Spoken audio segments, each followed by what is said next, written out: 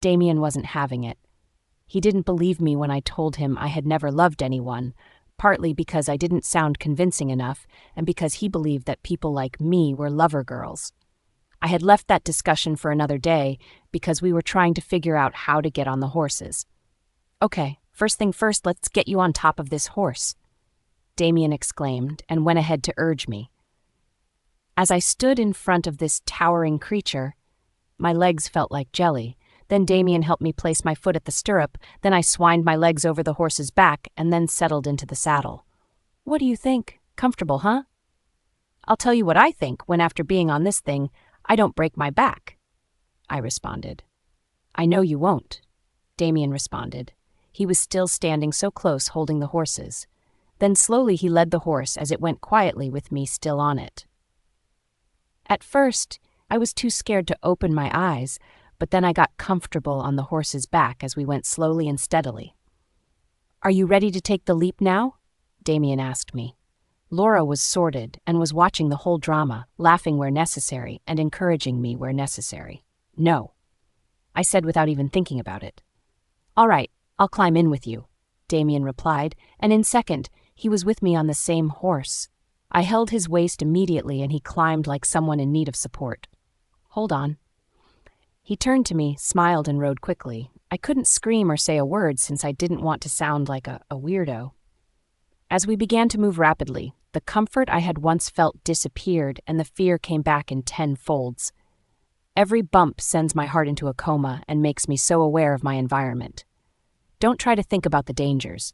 Enjoy the ride. Damien screamed to me since I wouldn't hear him if he had spoken silently. "How can I enjoy a scary ride?" I asked. The truth was that I couldn't focus properly, not with all the bumps and turns. "I think you should enjoy the ride, like the wind on your face, things like that," Damien suggested, and I thought it was stupid for me to think about the wind when my life was literally in danger. "Who does that?" I got calm and tried to listen to Damien. I stopped thinking about the horse and how dangerous it could be and started thinking about myself and the excitement and beautiful feelings I would get from this ride. I was getting there as we rode the horse in circles, Damien still trying to help me out of my fear for horses. It was working because I didn't care what happened. I only thought about what I was enjoying and it truly made me happy. "You're getting the hang of it." Laura said when we stopped the horse, "Yo, get a breath." I was breathing so fast that I had to drink water so much before I could regain my strength for the main journey. "With these horses, how long would it take us to get to Blackwood?" Laura asked, standing with her own horse. "With these horses, we'll surely get there before the sun falls," Damien answered, still catching his breath. "You're so obsessed with that horse," I told Laura. "Dora," she laughed, "she's such a good horse. You haven't even rode on it before," I said, still not understanding this newly found obsession. "Well, I know. People like us know good horses even from afar," she said, and I knew she was trying to attack. "You'll learn about that someday." I looked at her with wonder, thinking about the day I would ever obsess about a horse. I knew that day would never come. I could learn how to ride well, have my own personal horse, but never will I be this obsessed. "Who names a horse? You're becoming crazy. It's all for my horse," she replied. "Don't you see that it was meant to be special for me?" She responded and kissed her head. "How do you know it's a girl?" I asked, out of curiosity. "You can just see it," she responded, turning to Damien to prove her right. "I doubt she knows the gender of horses. I think she just felt that since it was white, it was a female," Damien responded. "Anyway, my instinct doesn't lie. It has never lied to me, and it won't start now." Laura said Damien was right. Anyone who was a good observer would obviously know that the horse was a female. Not that I knew, though. The horse looked majestic in its white color, its eyes shining with warm feminine energy. I don't know if it was me, but it had this graceful movement, and when it trots, it seemed like he was floating. I acknowledged the fact that it was indeed a beautiful horse. "We should start leaving now, so we'll get there before sing-along, or here that place is so dangerous at night. I wouldn't like to be kidnapped a second time," Laura said. There was a little stream behind us where we went and refilled our bottles with water, afraid we might run out of water and options. We really need to be careful. That clan is bad news. Personally, I wouldn't want us to be there because the Alpha is exactly like Lucas. When I spoke with Alpha King Magnus, he told me that he was classmates with the Alpha, but Lucas was his own friend. He told how he doubted that the Alpha would be on his side. Damien explained, and I wondered why he didn't say such for a long time. This is crazy. Is there a need to go to that park after all? Is that not us making our own death wish? Laura was scared, and I understood, but we couldn't take chances. Blackwood was one of the parks that was big and had good warriors. We didn't need to assume they were on Lucas's side. We had to be sure so we wouldn't miss the opportunity of having a big clan with us. It is. I understand your fear. I'm also scared, but we need to take this chance. No one actually knows if they are still on good terms. I think we should take this chance. I said, turning to Laura, Remember we are looking for your parents too, so we shouldn't miss even the smallest park. I said, convincing them. The advice I gave them was one I should also give myself. I was scared too, but I had learned never to give up on a fight that I haven't even fought, so I was going through with this whether it worked for me or not. We got on the horse and off we went. We rode for a few hours and I didn't even know what I was feeling, fear or happiness. I rode with Damien since he promised to be careful and be slower. When I looked at Laura, I could see that she was not willing to be careful with this ride in any way. The ride was not always smooth, and we had to get down like 2 times to feed and give the horses water. Laura is 2 times when we stopped, and she saw nothing totally wrong with that. I remember telling her how fat she would be if she didn't stop eating so much food. She only laughed at me and told me that it was impossible for her to grow fat. When I was growing up as princess, we were never allowed to do dangerous things, including riding a horse. At that time, Alpha King Magnus shouted at us for playing in the rain.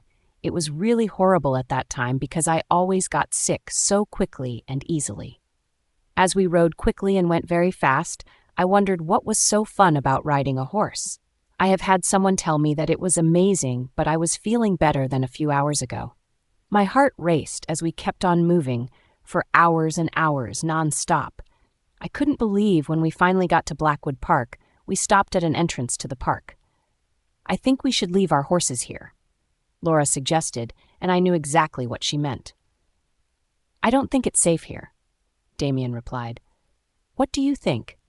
Don't you think that if we take it with us inside, they would take it from us? Laura said, and I tried to reason with her. With the stories we've heard about Blackwood Park, I'm sure we shouldn't leave anything to them. I prefer we take the risk of leaving them tied to a tree just a few distance away than making them come with us, I said. We do not know who these people are, and we don't understand what they want.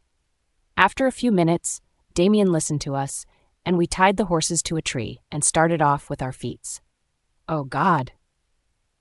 I have gotten so used to riding a horse rather than trekking, Laura said, and we laughed.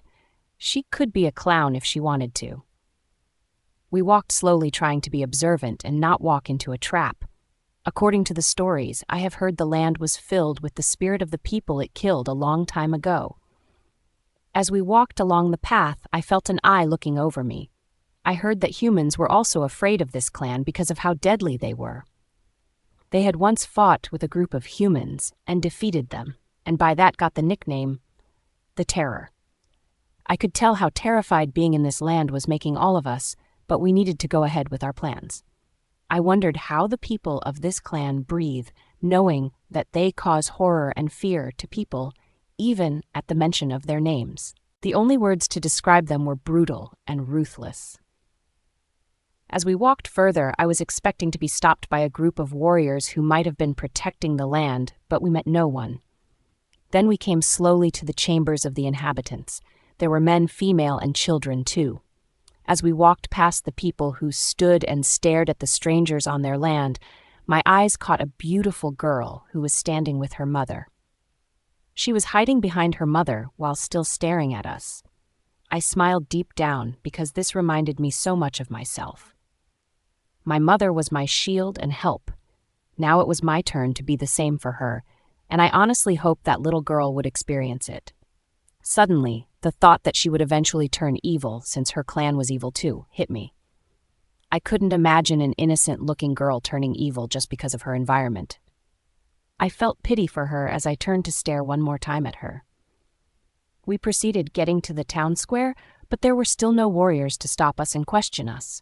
"Why do I feel like this is a plot?" Damien asked.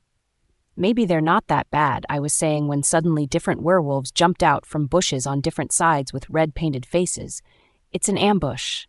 I screamed and turned around, to see hefty men surrounding us.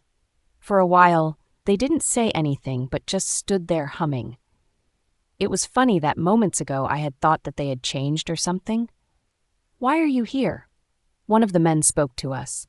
I couldn't even recognize who it was speaking, but I knew it was one of them that had ambushed us. "Can we see the Alpha?" "You are here on a quest in need of support to build your army, right?" He responded, sounding so confident that I began to doubt myself. There was only one way they could have found out what we were here for, and that is where Lucas comes in. This whole charade meant that they had chosen their stand, and we weren't the option they chose. I spoke up, knowing that Damien and Laura would still be in the shock of everything happening, so I took the lead. "Can we see your Alpha first?" I asked again, hoping they would oblige me, even with the little voice I had managed to muster to speak to them.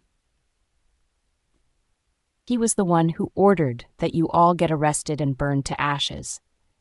The leader of that park still spoke up, his dark, menacing voice echoing through my veins. "Burned to ashes? Was this the end for us? It was a mistake for you to come here. It was a very big mistake. You will pay with your life." His voice was like a cold wind that sent shivers into my heart. I trembled in fear when it seemed his voice was coming from all directions to attack me. At some point, I thought that we would lose our life because that was how it typically seemed from the look of things. I had requested to see the Alpha, but the man didn't oblige me. It was getting too bad as the leader looked me in the eyes and screamed that we would pay for coming into his own environment. "What exactly is happening?" Laura said, and I was grateful he didn't hear her. He was ruthless and wouldn't mind letting a cutlass through her head if he had heard her. "Take them away." The leader screamed to his men, who obeyed with no question.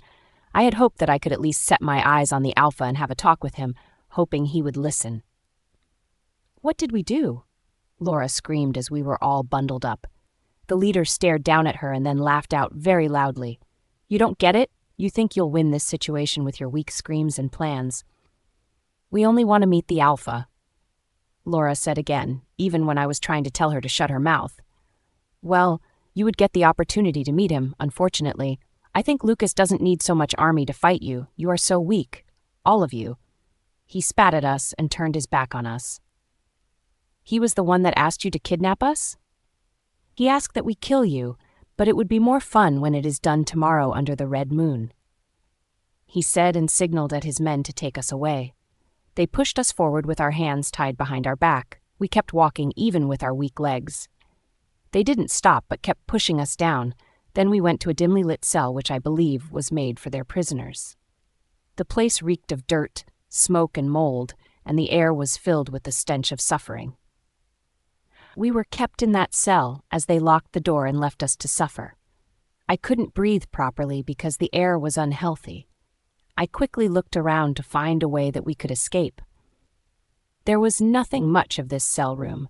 At the center was a table and old books, which I couldn't even bring myself to read because of how dusty it looked.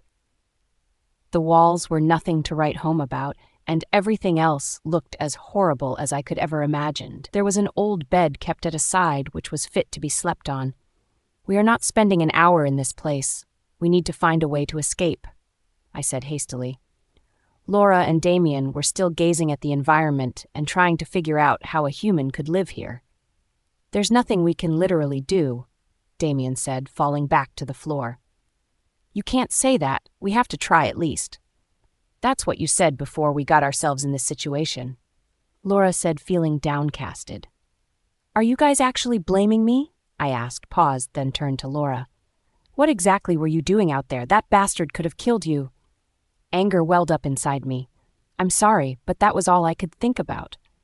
Laura apologized immediately, and it calmed me down. I didn't know how I was going to cope with them, as I could see that they were losing hope. I'm sorry, guys, if I put you in this situation. I paused. I could now clearly see the danger that I had put my friends through. It was very unfair of me to be selfish like I was currently. I really apologize for everything that I have done. Please forgive me.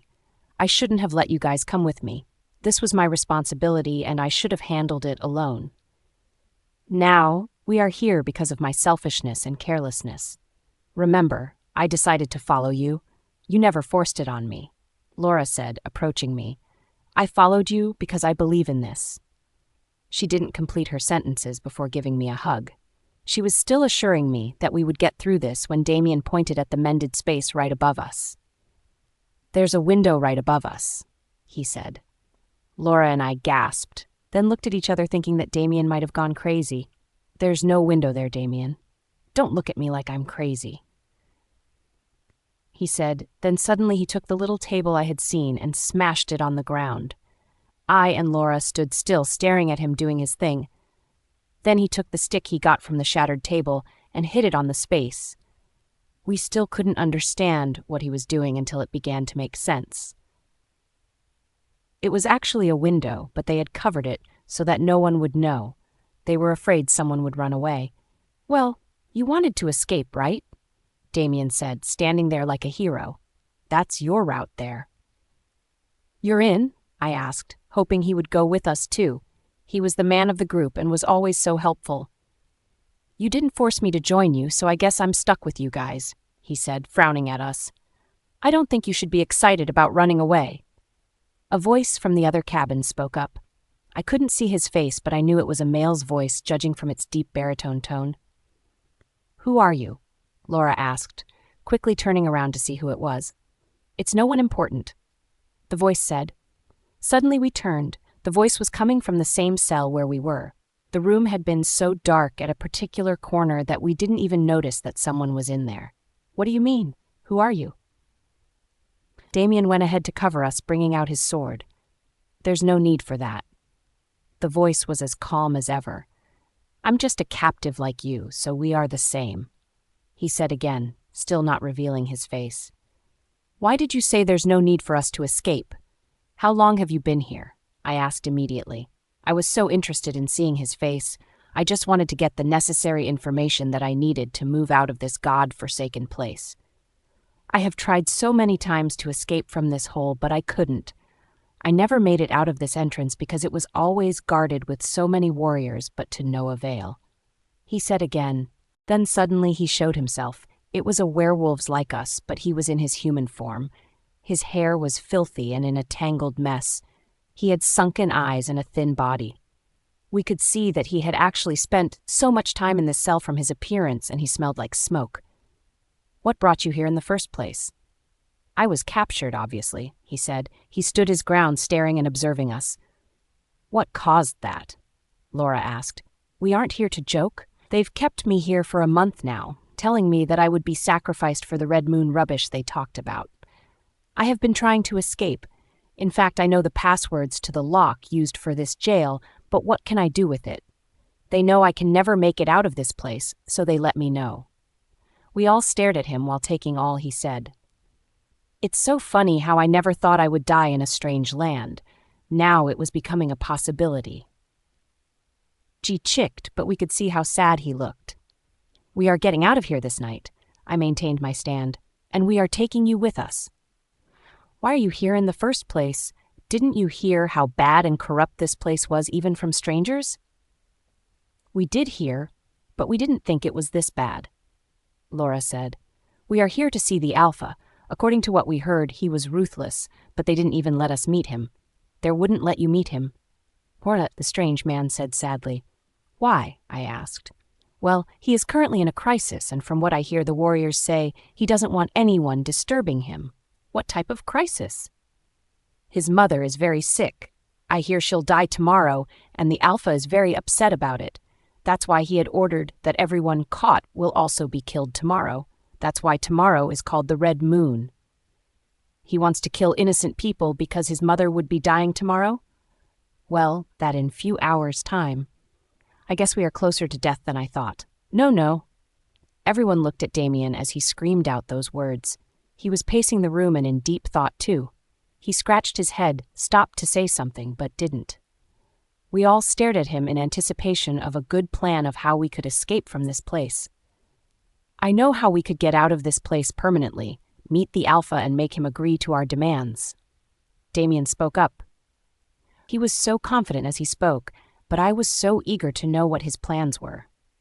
"What do you suggest?" Laura asked. I knew that the suspense was killing her too, as it was to me.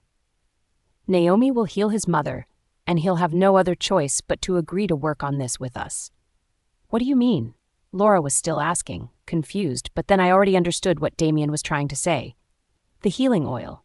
"Exactly," Damien confirmed, smiling. He was now excited, seeing the hope of us getting out of this place. "But how can we get that? We don't have it here, and I doubt that these people have it here too." Laura looked deeply confused and concerned. She still didn't understand how I could get the healing oil for the Alpha's mother. "She'll make it." Damien responded to the questions in her head. "Right," she answered. "We need to be quick about this. We have no time." "Are you coming with us?" I turned to the strange man and he looked at me. "How certain are you that this would work? We might possibly the Alpha off and get killed earlier than we denied imagined," he said. I understood what he was saying. He had been here for so long after several trials to escape that he was now very scared to take this leap too. "That's the thing about life. It's very uncertain. You just have to take a leap of faith," I said to him. I knew In was in that position to talk to someone about taking a leap of faith. All my life, I have been so afraid to take steps or make moves that would change everything for me. But then recently, I have been taking risks that I didn't know how it would turn out. Why be afraid now when it was the risk I took that brought us here in the first place? "Okay," the strange man replied. "We should make a plan, though," Lazura said, and I thought it was a good plan. "Here's the plan I have. We leave this cell and meet with the warriors outside. Just they'll try to bundle us back to the cell bit. We would explain to them that we have a cure to the Alpha's mother's sickness." "How sure are we that the healing whatever would help his mother? He'll get really upset if after the promise we don't keep to our own part of the deal." "It would sure do the magic." Damien responded to the strange man, hoping he would stop asking distracting questions. "They'll take us to the Alpha Geo. WGO would obviously have his doubt, but will also convince him. When his mother is brought in, Naomi would do what she's best at, but before that, we'll give him the condition that he'll have to be loyal to us and help us build our army." "It seems like a good plan until it doesn't work out exactly as planned," the strange man said. It seemed like he was warning us about the dangers we were about to get ourselves into. "If we are leaving, I think we should do so quickly. The aura here is literally choking me," Laura said, and we all nodded in agreement. The strange man helped us open the cell, and we walked silently into the dirty, unkempt hallway, walking slowly, like someone was after us, which was true. "We'll get there very soon.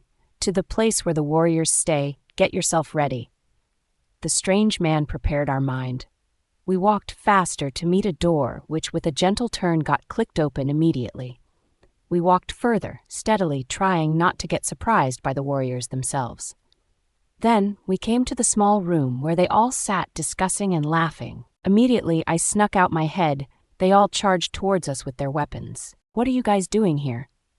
A more leaner man than the first one we met earlier asked us, shocked that we had come out of the cell. "We have a deal for you," I said boldly, even when they charged against us with their weapons. "What stupid deal? You need to go back to your cell or you'll regret ever coming out." He screamed at us, but we stood still and it shocked him. "What's this? We need to see the Alpha," I said again, exactly the way I had told them before they pushed us into another cell. "No." He refused us, and then suddenly he told his warriors to push us back to the cell. "I can heal the Alpha's mother," I simply said, and watched them wonder at what I had said. "What do you mean?" the keen warrior asked me. "Do you think this is a joke, and how did you get the information about that?" he asked, but when he looked properly and saw the strange man with us, he understood. "I see where you get your information. We want to help," Laura said, almost pleading with him. "How can you help a dying woman? How is that even possible?" The lean warrior stared at us. He was getting fed up with the back and forth. "What exactly do you want?" the lean warrior asked us. "Getting access to the Alpha means that your head will be presented to Jim on a tray before tomorrow. It's not a lie. We just want to help him." We watched the lean warrior think about what we said. Honestly, his life was also in danger if it happened that we were lying to him. "I'll help you, just because this would help the Alpha's mother," he responded, signaling his men to put down their guns. "I'll take you to him immediately," he said, and led the way. It was exactly the way we had come in, but looked much broader now. They took us down a path that looked treacherous and hideous, that I wasn't sure if we were actually going to the palace. I saw Laura stare at me when I saw the doubt in her eyes. She felt the same way I felt, doubtful about the path they were leading us to. I signaled to her with my eyes, but there was nothing much we could do. There were warriors in front of us and some behind us. It was really a big deal. "Are we actually going to the palace?" I asked out loud. I didn't think they would have told me the truth, even if they were going to kill us, but I had to ask or I would die of silence. "Don't you want to go to see the Alpha?" the lean warrior asked, stopping. "This is the path that leads to the palace," the strange man with us confirmed, and I signaled to the lean warrior to keep going. As we kept walking, the path became covered with overgrown grasses as it narrowed and even darkened the more. I tried to calm my mind as we kept on going. After what seemed like eternity, we walked through a sloppy path, and we met a beautiful standing palace which would have been described as castle in a movie. "Wow, this is beautiful," Laura whispered to me, not wanting the warriors to hear that she was praising their palace. Laura was right, the palace looked very beautiful, a true majestic beauty. It was night, but I could still notice how beautiful the flowers and garden made it look. As we went into the palace, it was decorated with beautiful diamonds and stones that made it worth what it was. Blackwood might be a bad park, but their palace was worth dying for. "Wait here. I'll inform the Alpha's spokesman to tell the Alpha that you are here," the lean Alpha said, and left us in 5e care of the other warriors whom he instructed that they should watch us. "Don't you think we should go in on our own?" Damien whispered to us. "We better wait here according to instructions. If you disobey, you risk your life." Another lean warrior warned us, and we listened. The night had already turned back. We would gain nothing if we caused havoc more. Shortly, the lean warrior came to tell us that we were allowed to go into the presence of the Alpha. We walked behind him, slowly and expecting. The throne room looked like every other throne room we've encountered, only that it was more beautiful and designed to taste. The Alpha sat on his seat with a sad frown. "Who dares disturb my peace?" he asked immediately as we stepped foot into his abode. He already looked upset, and we knew not to make him angry with our words, so I went straight to the point. "Hello, Alpha. My name is Naomi, and this is my friends. Spare me that trash and go straight to the point right now." The Alpha thundered at me. My heart literally flew out of my chest, but I had to forget the introductions and go straight to the point. "We are here to help. I can help your mother feel better." I was still speaking when he burst into laughter. He didn't stop, as he continued even louder.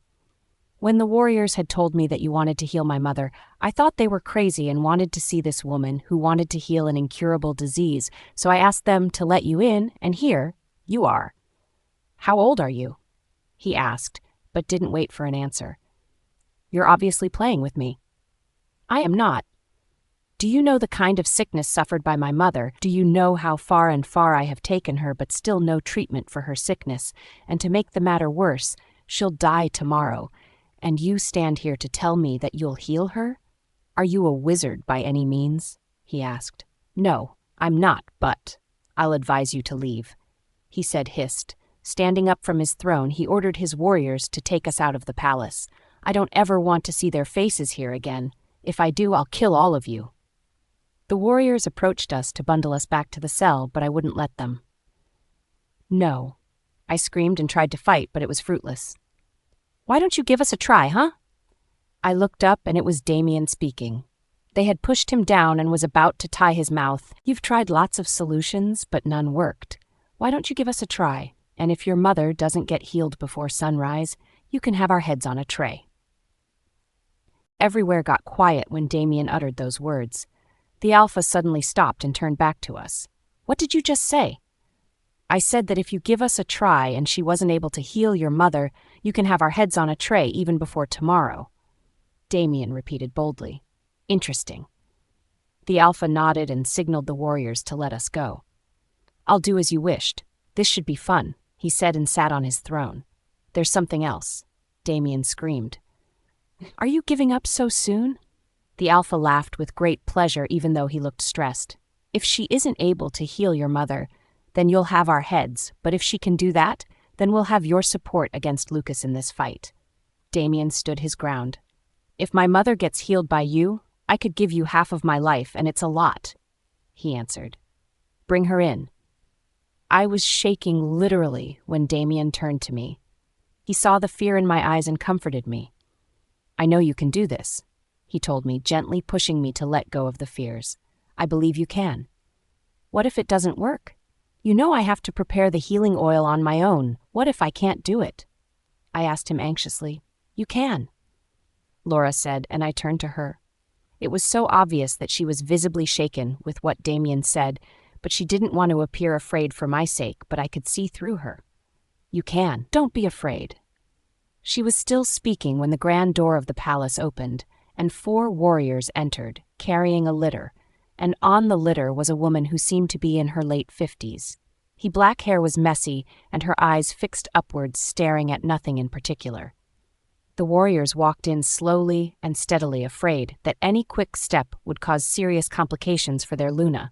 I took a step backward as they brought them forward, but I noticed a hand on my shoulder, and it was Damien urging me to move forward. I took a deep breath and took that step forward, then another one. I needed to take a look at the woman to see exactly what the problem was. Immediately, I took 2 steps further. I could perceive a strong stench in her body. It took me a few seconds to gather enough courage to face her. "You see that? You can't even go close to her. I hope you can heal her like you said you will," the Alpha commented from his throne. He on his own had his nose covered as the whole air in the palace had been contaminated with her odor. I went closer and I could see a big boil on her face and body. I had never encountered this kind of sickness ever since I started making the healing oil. As I walked over her and observed, a part of me wished Diane was here with me. She would know what kind of sickness this was. "What's this called?" I asked quietly. "You tell me you are the healer, aren't you?" "I'm afraid I'll need to go and get some things I would use for the preparation of the healing oil," I said, turning to the king. He chuckled. He didn't believe that I could heal his mother, but he let me do my thing. "Are you tired already? You want to run away this time?" he asked me, not giving me time to respond to his questions. "I'm not running away. I need to prepare the oil. I'll send someone to go get it for you. I can't." He was still speaking when I had to interrupt him. "I'll go on my own, only I know what I need," I said, still trying to sound polite. I could see the shock on his face when I interrupted him, but he said nothing but only to signal his warriors. "Go with her. Make sure she doesn't escape.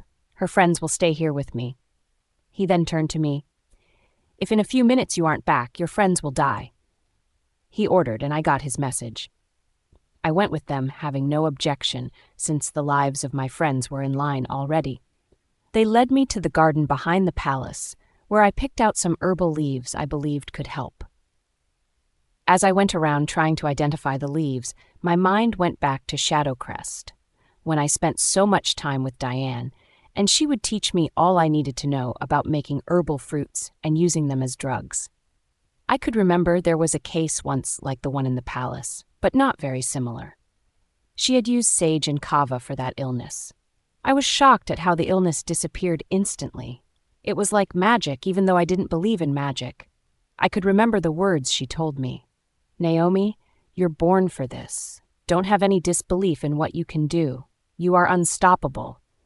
She had always encouraged me to believe in myself. She said that it was only when there's doubt that someone would give up and then get it all wrong. I took a deep breath because this was an actual big deal for me, but I encouraged myself knowing that I had come this far to just give up. I picked out the leaves and was led back inside by the warriors who surrounded me from every side. There was no way I was ever going to abandon my friends, even if I was left alone by these warriors. "Here," the Alpha said when I entered. "You didn't run away." He was talking too much, and I understood. He was anxious just like everyone else in this room. His mother has been sick for a while now, and he has lost hope of healing her, so he didn't want his heart to start rejoicing when there was yet no proof of healing. I sat down close to her and said a short prayer as Diane would. The prayer I said wasn't even really about the sick woman, but I hoped that whoever answers prayers would hear this one time. I picked out the good part of the leaves as I made a paste of the mixture. I tried to avoid looking at Luna's body, afraid I would vomit if I did. I requested for some gloves so I could rub the mixture I had prepared on her body. I was given new gloves, then I took charge. As I put the mixture on her body, I made short prayers. I could feel the piercing eyes of the Alpha and everyone in the palace on me. I was as anxious as every one of them, but they all looked up to me. After I had used the mixture on her, I closed my eyes deep and waited. "Is that it? Why are you sitting there staring? Is something wrong?" "No, we'll wait," I responded while still meditating. "Wait for what exactly?" he asked, and when no one answered him, he flared up instantly. "Are you supposed to wait for magic?" I didn't give an answer because I was confused too. If the healing oil was going to work, it should have started. I tried to remember how long it took Diane to heal a sick man, but all I could remember was that it was instant. "If you are just going to sit there, I think it's better you sit it out in prison, or you'd prefer you head on a tray just like your friend suggested." "No, let's give it time," Laura suggested. "Another excuse from your lousy friend?" The Alpha was tensed and couldn't wait any longer. He stood up from his throne and paced up and down. "Nothing yet?" There was silence in the palace as I stared at the sick woman. She had not even as much as moved her body since I had used the oil on her. "Grab them. Their head will be on a tray thus instant." There was a mixture of pain, tears, and regret in his voice. I know that inasmuch as he didn't want any false hope about his mother's health, he really hoped she would get up and move. Instantly, they grabbed us and tied our hands behind our back just like earlier when we entered the park. "Ouch," Laura cried. "I'm sorry," I said to them, feeling guilty for what has happened here. I remember urging them to come to Blackwood Park, and now we were going to lose our lives because I couldn't do a simple thing. "You didn't do anything wrong," Laura was saying, but got interrupted by the Alpha's chuckle. "Are those your last words? You should all make it. Look, the Luna." There was a scream by one of the palace maids who had caught her moving. "She's moving, she's moving." She jumped up in happiness. Everyone froze and gazed at her. She was indeed moving. She was trying to say something, but was too weak to say anything. I stared at the Alpha, who was in so much shock that he didn't even move. "Untie me." I screamed at the warriors, and they did instantly. I rushed to the Luna and checked her temperature and discovered that the disgusted boils on her were all disappeared already. I couldn't believe it myself, but it was there. There was no sign that she'd been sick ever. I knelt down beside her litter, and I could hear her make sounds. "Slowly. Don't force it. You'll be able to talk in no time," I told her and held her hands. I was filled with joy and happiness as I looked up to the Alpha. "Your mother is healed. Come see for yourself." I watched him walk towards me slowly with so much shock on his face. I give him some space as he knelt behind his mother and took her hands. "Mother, is this you?" "She's still trying to speak. Give her a little time," I said so he could hear me. "I'm so glad that you're alive. I have done literally everything I could do, but still nothing ever worked. I have lost hope. I didn't know what to do. I didn't know how to react. I was always angry." The Alpha tried so hard to hold back his tears. He was no longer the cruel Alpha we met earlier. "I just miss you badly." "I miss you too," the Luna said with her weak voice, and everyone jumped up in joy.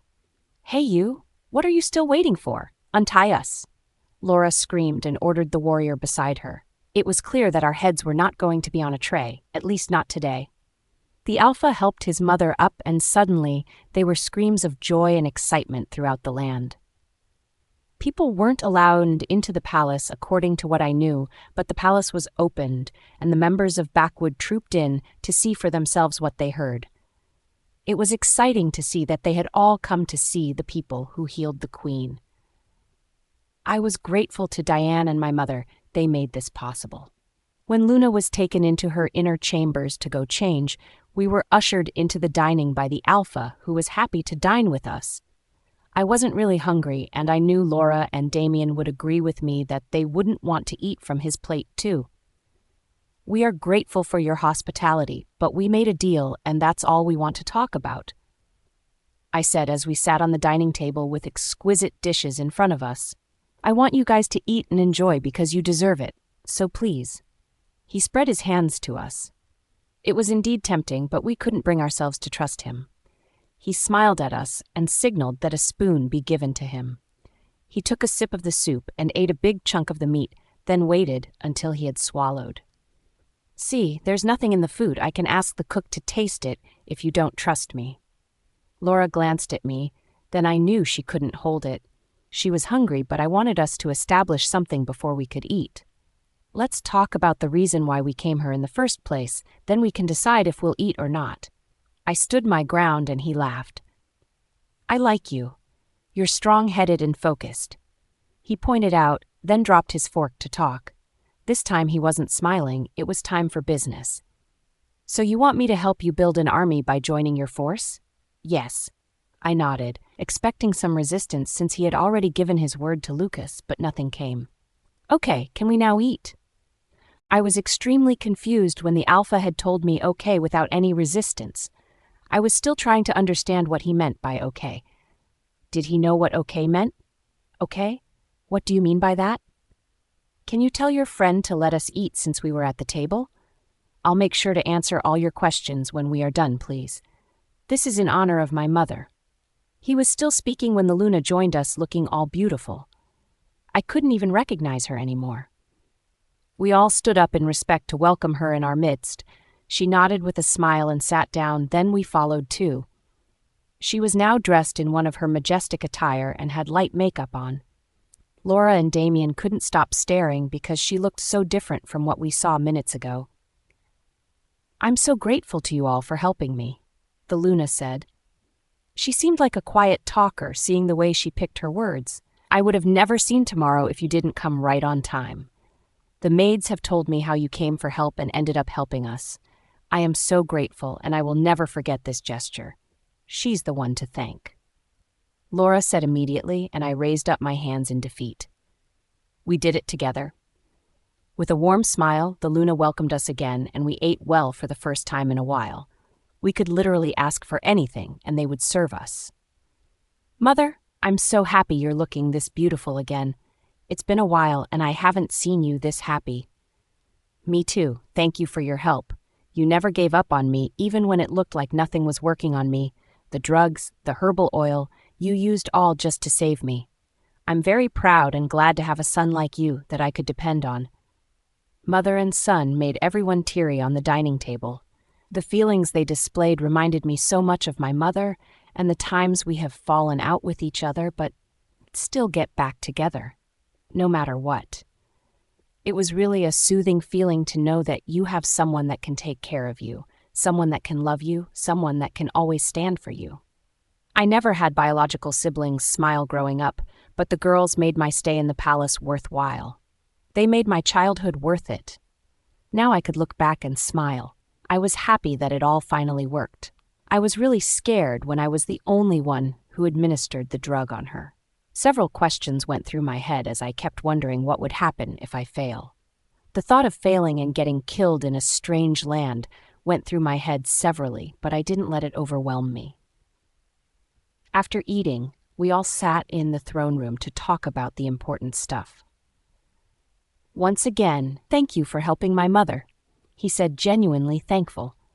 And because you kept to your own side of the deal, I am going to offer you support and help you grow your army. I was glad when I heard that there were certain questions I had to ask, or it wouldn't make sense. Does this mean that you are no longer on Lucas's side? Exactly. He nodded. I'll keep to my word and help you build your army. Remember that I had sworn to even give half of my land to the person who heals my mother, and you did it. So you can ask for anything, and I'll do it for you. This sounded so great.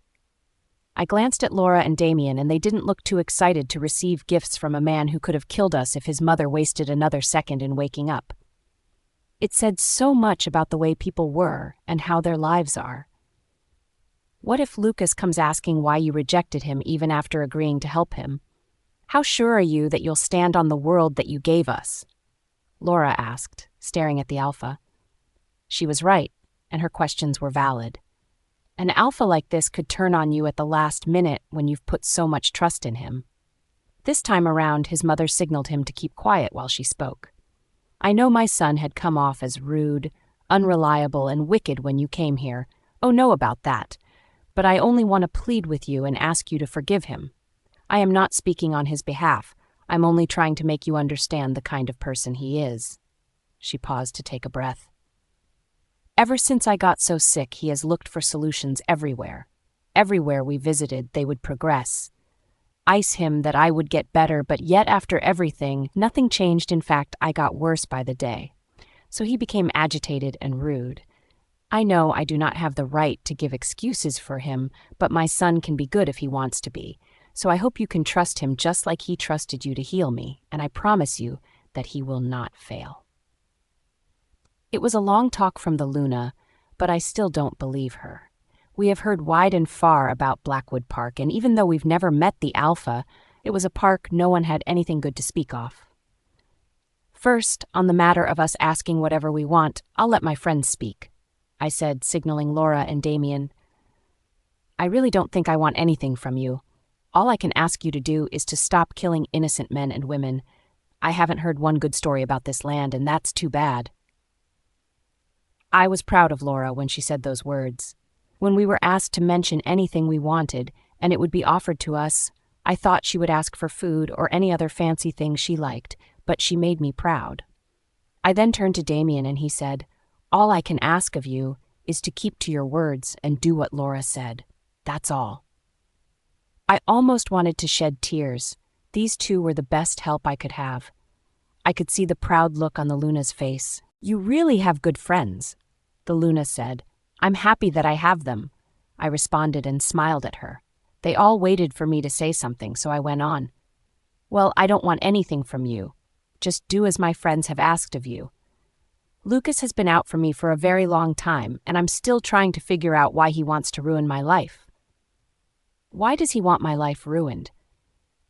I kept asking this question, but I still haven't gotten an answer yet to what I want. If I may ask, what really happened?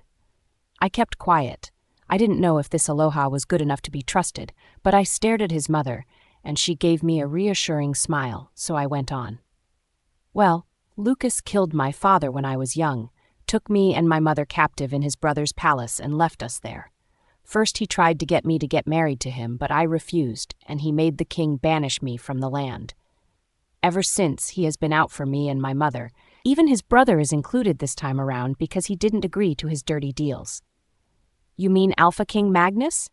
Yes, you know him? I then realized that of course they would be acquitted in some ways, since it was Alpha King Magnus that sent us to him in the first place. I do, but back then I was friends with Lucas more than I was with him. The Alpha took a deep breath. I and Lucas were very good friends back then. That was why when he came to ask for my help, I didn't ask any question. I just went with the flow. Did he tell you the reason he needed you to join hands with him to fight Shadowcrest? He only said that he wanted to possess what rightfully belonged to him. He said that someone was owning him and he wanted his payment as soon as possible. Owing him? I thought out loud. How was I owing him? I had never sold anything to him, nor have we done any transactions before. When people like Lucas say that they've been owned by someone, it literally means that something must have happened even before you were born. Things like this take time to discover and find out. But how can I find out? It seems my mother doesn't also have an idea of what is happening with Lucas. Ever since I was born, Lucas has always been on my face. I also made encounters with them all the time while I was still in the palace. He wants something from me and I know it. I said with so much resolution. That's why he doesn't want you dead. The Aloha murmured. He must have been in deep thought because he wasn't paying attention even when his mother called him. What? What did you say? His mother asked again, louder this time. She sat there and observed him for a few seconds to find out that everything wasn't fine with him. It's nothing. Remember, you promised not to keep anything going from me. The Luna nodded her head and encouraged her Sin to speak and tell us all he knew. Well, I was afraid this won't sit well with you guys, but since I have given you my word to help you, that is what I'll do, he said. When Lucas came here, he asked that when you guys get here that I could do anything I wanted with your friends but never touch you or lay my hands on you. So you were going to kill us? How did you guys know that we were on our way to your park? Damien joined. They both looked extremely shocked to find out that they would have been dead by now if things didn't turn out the way they did. I'm sorry to say this, but Lucas was bent on eliminating you both. The Alpha spoke, indicating Laura and Damien. Jay made me promise to kill you and kidnap and torture you. There was silence in the palace as everyone thought of how it should have all ended. My thoughts were racing, and I couldn't believe that I would have been the reason for the death of my friends. I glanced at them sitting next to each other. I could see sweats running down through Damien's face, and Laura was too emotional to even look up. I knew this would cause a problem when I said it, but I'm sorry. Like I said, Lucas was my best friend who helped me so much in the past, so when he came to ask for a favor, I agreed to do it immediately without finding out what it was. Laura couldn't bear it anymore, so she ran out of the palace. I wanted to go after her, but Damien stopped me, and instead went after her. I had to finish up with my discussion so I could go talk to my friends. I glanced at the Luna and I could see the look of disgust on her face as she stared at her son. She was also as disappointed as I was at the Alpha. He was going to kill innocent people without even knowing the reason why. I'm sorry, he said with his face bowed a bit, then he looked up. Lucas wants you and your land. I don't have the answer yet, but this is what I'm truly sure of you. You need to protect yourself and your friends from him. I will keep to my orifice of standing by you. He nodded at me. He was still the same Alpha we had met hours ago when we had come to see him, but now there was something different about him. He had this look in his eyes that showed compassion, and I truly felt that he wasn't faking it. If truly he would help us, then I knew we already had an edge on Lucas. Lucas has always wanted my father's land. That was why he killed my father, but then why did he let me and my mother leave and even kept under his nose to watch us? There was something about the way he smiled that made me hate his guts and audacity. If Lucas ever found out that we weren't killed here, then his search for us would become aggressive, and he would really come after me. The real deal was for me to protect my friends, since I now know that Lucas would never hurt me, but could kill my friends if he wanted. The Alpha looked at me with pity in his eyes. I'm sorry that it all had to end this way, and also because I had already planned to put your life in danger without even finding out why. I'm very sorry. I promise you won't have to worry about anyone from Blackwood being against you. So you are telling me that you'll stand up against Lucas? Of course, I'll do so. I watched him swear with his life while his mother nodded and assured me with a smile. I took permission to leave so I could go talk to Laura and Damien. When I got outside the palace, I saw Damien standing at a corner at the pole. Hey there. I touched him, and he came back from dreamland. What are you thinking about? I asked him, hoping he wouldn't regret that we had ever gone on this journey. You know, when the Alpha in there said something about death, it got me thinking how I didn't want to die, and how if I had died, my sister wouldn't have coped with it. She would have cried herself to death. I just realized that I'm not doing this for myself alone, but for my family. I'm sorry, I said, my head bowed. It was going to be hard to let Damien go because he had been a lot of help to me, but I would never keep someone against their wish. I was not the kind of person to ignore a person's feelings just because of my selfishness. What are you saying? I mean, when you leave, I won't get upset with you. I truly understand that you're going because of your sister. Thank you for. I was still sober and getting in the mood to cry as I said those words when Damien burst out laughing. What are you doing? You're telling me goodbye, and what's with your face? It looks like you're about to cry. That's because I was. We were having a moment. Aren't you leaving? Leaving where exactly? I thought that everything you said meant that you were leaving. Damien chuckled. No. I think you should go check on Laura. I felt it would be better if you talked to her yourself, he said and smiled at me. I couldn't contain my happiness, so I hugged him and ran towards Laura, searching for her with my eyes. I knew she loved flowers, and my guess was that she'd be suited among them in the palace garden where we passed through to get to the palace. I had never seen Laura shed tears, but she had feelings and got emotional easily. Whatever that happened in that palace got us all speechless and confused, so I understand why she had to run out of the palace. I know I will find you here, I said when I finally found her sitting amidst tall flowers. Don't worry about me. I'm good. She smiled at me when I came to sit next to her on the bare floor. For some seconds we sat with our eyes to the sky and stared at the stars. It took me back to memory lane when the girls and I would lie down on the field on a beautiful moon day, and we would name the stars one by one and tell stories about them. It was so fun to do that with my siblings. That was the best part of our night, and most times we would fall asleep in the fields when counting and naming the stars. Then the maids would take us to bed. I once heard one of the maids complaining of how heavy I was, and she wouldn't like to carry me anymore. O turned to glance at Laura, thinking of how to start. You know, she looked at me. You don't have to say anything at all. I understood her, but I wanted to say something to her. I wanted her to feel better. Do you regret coming this far with me? No, she simply said. I have said it times without number that if I wanted to leave, you wouldn't stop me, so I choose to stay with you in this journey, even if it's to prove to you that you could still trust me. Come on, we have passed that level. You don't have to prove anything to me. We are cool, I answered. I don't feel bad really about what the Alpha said, but the instant thought I had about it was about my family. I don't know any of them. I don't know if they are dead or alive, or if they still want me, or if they have really forgotten about me. I'm so confused about them and everything surrounding their disappearance. I would really like to experience love from my parents, even if it was once. She told me. You will, I told her. I don't think so. How can that ever happen? I don't even know who they are or where they are. I feel so horrible knowing that they might be out there, but making no move to find me. You never really know. They might be searching everywhere but haven't found you. Laura nodded at me. I honestly thought it was time for me to pay her back for helping me all this while. Friends like her are rare and had to come by. I have an idea. I announced it to her, and I could see the light in her eyes light up. I'm going to talk to the Aloha to help us find your parents. Suddenly, the light in her eyes went off. I doubt if that's a good idea, she said. It is. Remember, he asked to mention whatever we wanted and he'll do it.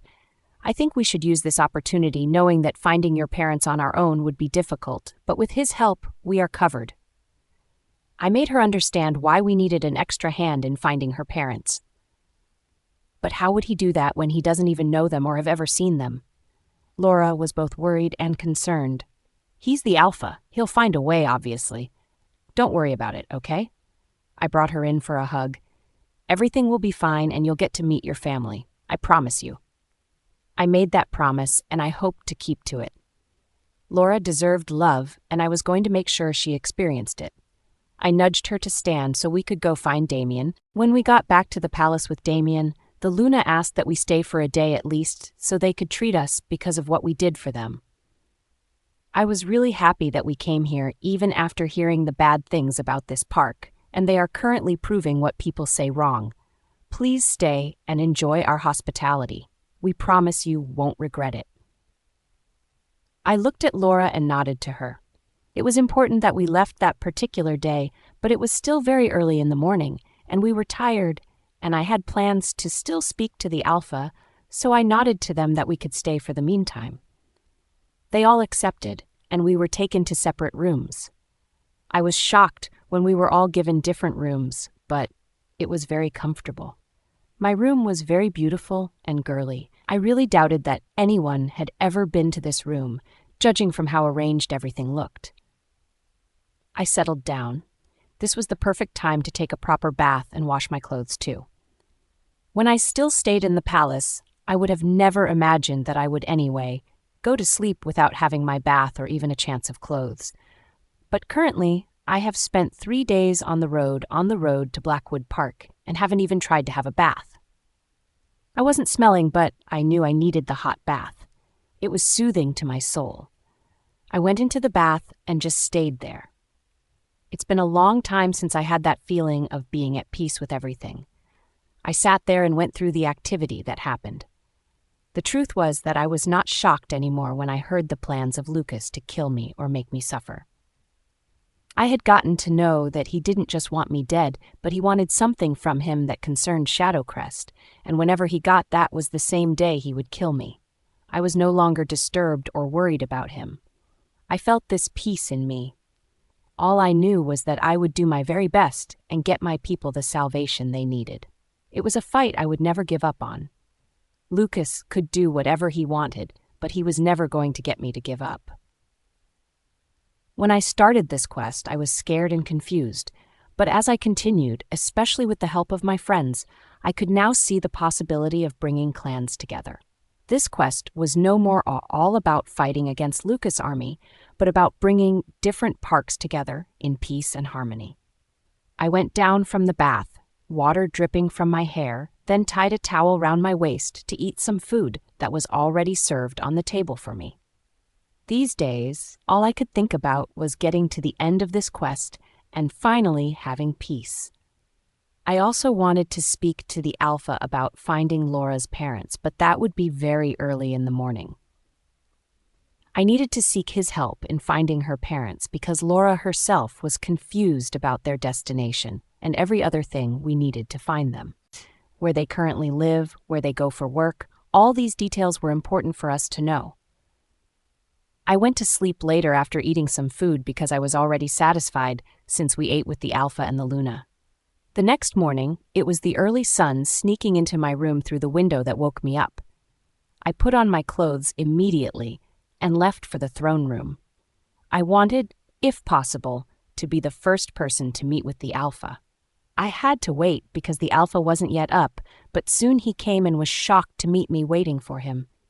"Is there a problem? I hope you didn't wait for long?" "No, I didn't," I answered, following him into the Alpha room since it was locked, and I had to wait outside with the guards. "You should have asked 5 he guards to wake me up. I will come to attend to you immediately." "No, it's fine. You're here now, so I'm good," I answered, taking a seat, and without wasting so much time, I went down to business. "I need your help," I simply said. "What do you need?" he asked. "Remember yesterday, you were asking us to mention what we wanted to be done for us as a reward for helping heal your mother." "Yes, I remember asking that, and the offer is still very much open." "All right, I need a favor, but it's for my friend Laura. The one who was with you yesterday?" "Yes," I nodded. "She's trying to find her parents, and we need your help for that." "Okay." The Alpha thought for some minutes and then nodded. "What do you want to find out? What I mean is they are missing, or you need some information about them. The truth is that my friend lost touch with her parents for a very long time, so she wants to reconnect with them, but we have some challenges." "Go on, I'm listening." I watched the Alpha pay real attention to what I was saying. He nodded when he agreed and asked necessary questions. "So she hasn't seen them for a long time?" he asked, highly interested. "No, she hasn't. And there's no important information about them?" "Yes, I know this is pretty hard for you, but I decided to come to you for help, believing you will help me if possible. It would obviously be a difficult situation because we don't have any prior information about them, but it can still be done. The problem is that I don't think she'll like my solution," he said sadly. "What do you mean?" "Any solution is fine as long as it can solve the problem. There's a wizard I know who can tell us what we should know about her parents, so from there we could find them very easily." "A wizard? How good is he?" "Very good, actually." The Alpha responded with a smile.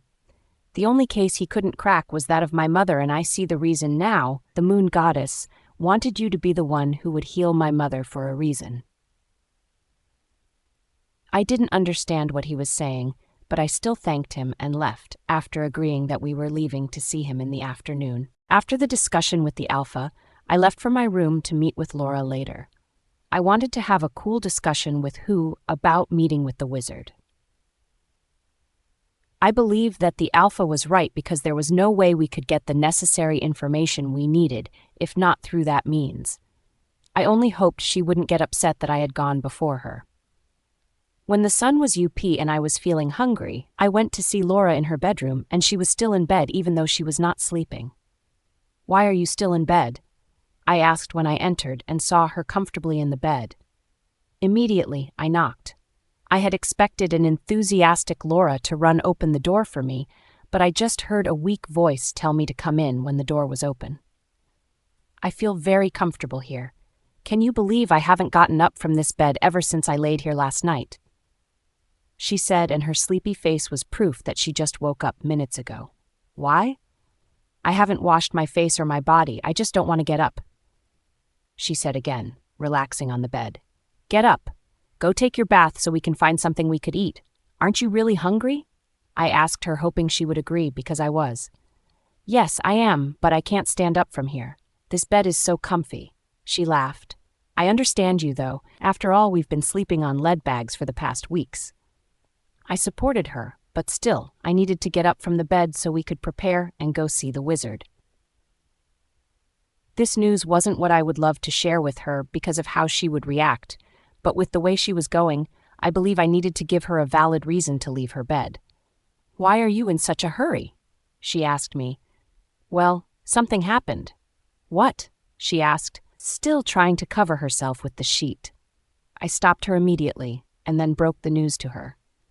"We're going to find your parents." I said it so quietly and hoped she wouldn't hear me. "What?" She took the bed covers away from herself and stared at me.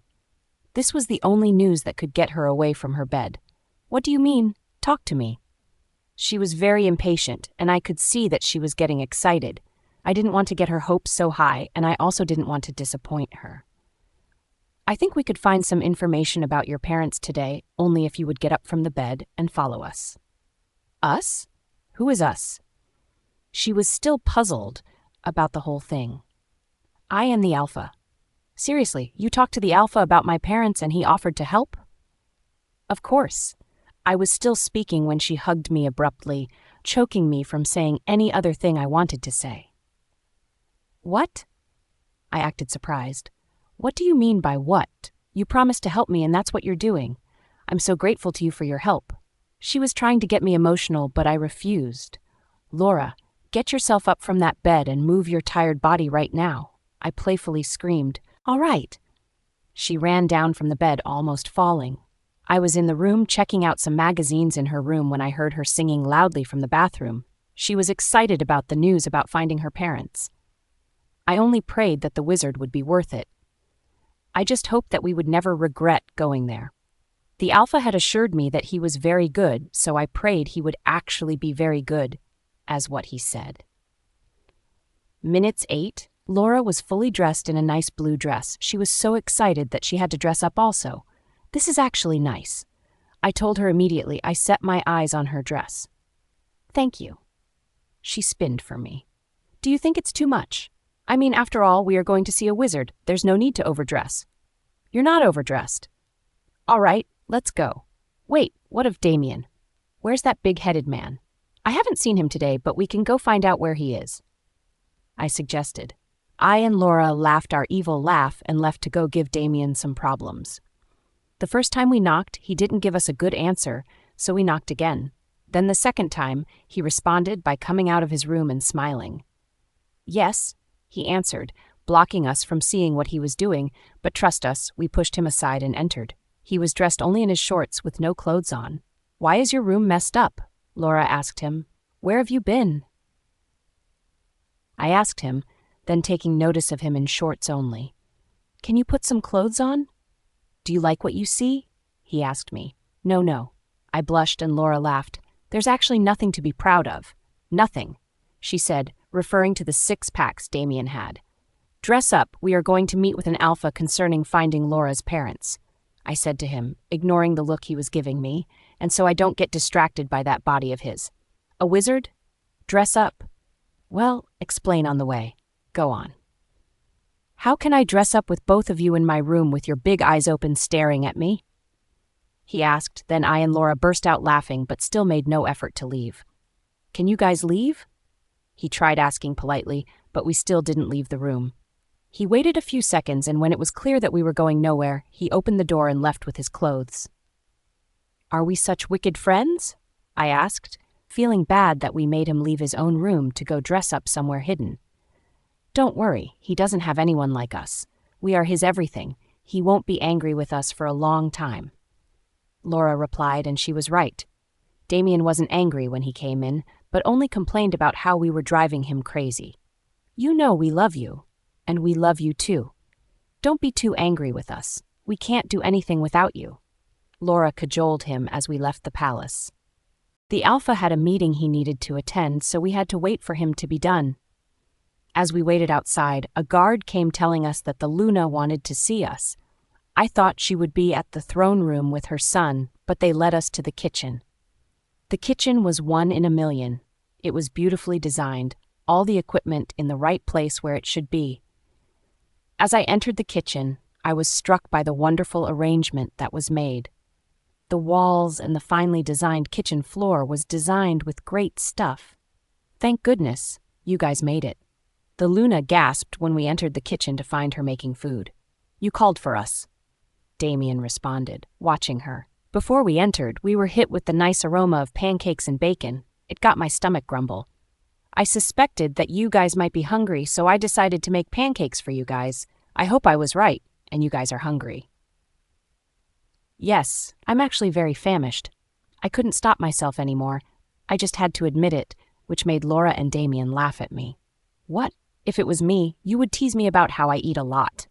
Laura answered, and she was right. She was a big foodie and old, literally fighting for food if she could. But I'm so much better than you. I'm only hungry today, but you are always hungry even if you have eaten like 2 minutes ago. Sometimes, I wonder what I should feed you so you don't end up eating us all. It shouldn't be that bad, the Luna answered. It isn't. She's just exaggerating everything he's saying, Laura replied. I made you guys my world's favorite pancakes. I can promise you that my pancakes are the best, literally, the Luna said, and I thought that was a proud claim. What makes you say so? I asked her, because I was sure I have heard those words before, and I have justified it too. My pancakes are the world's best, she repeated, knowing fully well by the look on my face that I was ready to argue with her. I doubt that because my mum makes the world's best pancakes, I said. I doubt that. It's good that I have proof here. She answered and went on to turn the other side of the pancakes. They were ones she had already made and stacked in the plates. Get seated, all of you, she told us, offering us seats and asking us to make ourselves comfortable. I believe you guys must have eaten her mother's pancakes too? Yes, Laura answered. She was literally jumping up when she heard that there was a lot to eat, and it sounded more like a competition with Luna trying to beat my mother. I'm almost done. Just a little sprinkle here and there, and you'll be served. Soon. The Luna was done, and she served us on different plates and sat watching us eat it. She put 5 pancakes with fried eyes on everyone's plate. At first, we were in silence as everyone tried out the pancakes. My first bite was satisfying. The pancake literally melted in my mouth. I was still contemplating if she was better than my mum when I caught Laura and Damien staring at each other and nodding. They were enjoying the pancakes, and from the look of things, I believe they would end up saying that the Luna's pancakes were better than my mother's. So, what do you think? The Luna was eager to hear from us. What do you think?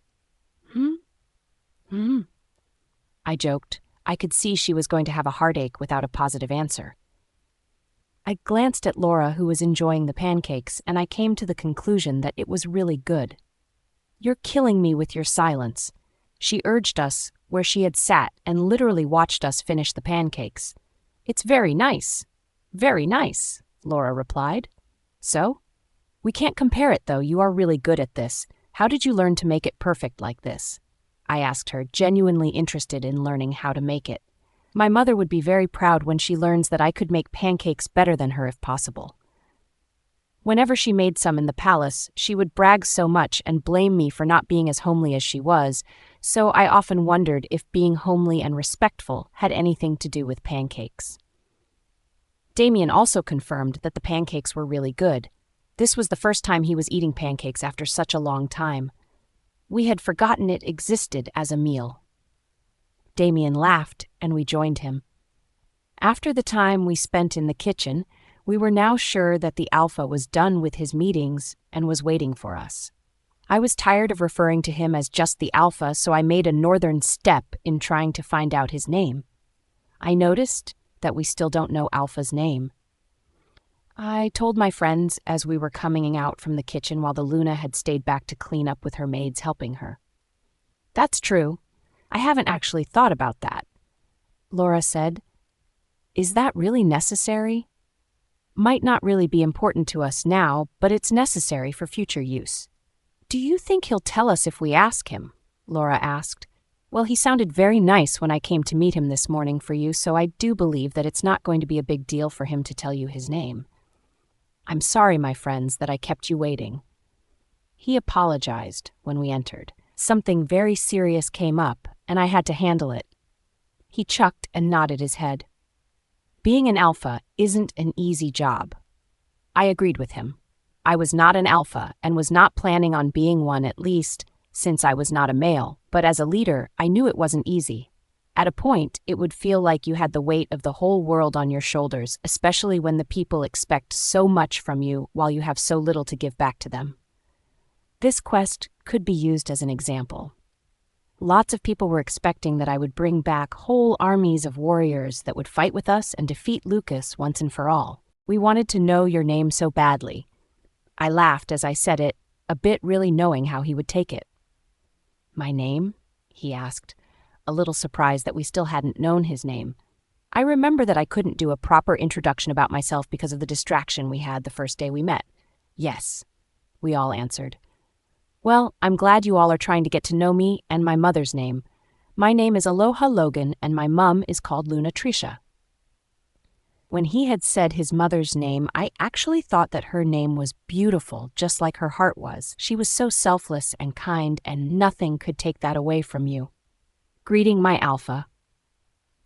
Laura and Damien choruses together like they had been waiting for the perfect time to say a word. The Alpha acknowledged their greetings and then looked out for his warriors. "I'm ready if you are," he responded. "Yes, we are very prepared," Laura answered, then caught me staring. Then she smiled back. I could literally hear her heartbeat from where I stood, so I went close to her and tried to calm her down. "It'll be all right. Don't overthink it."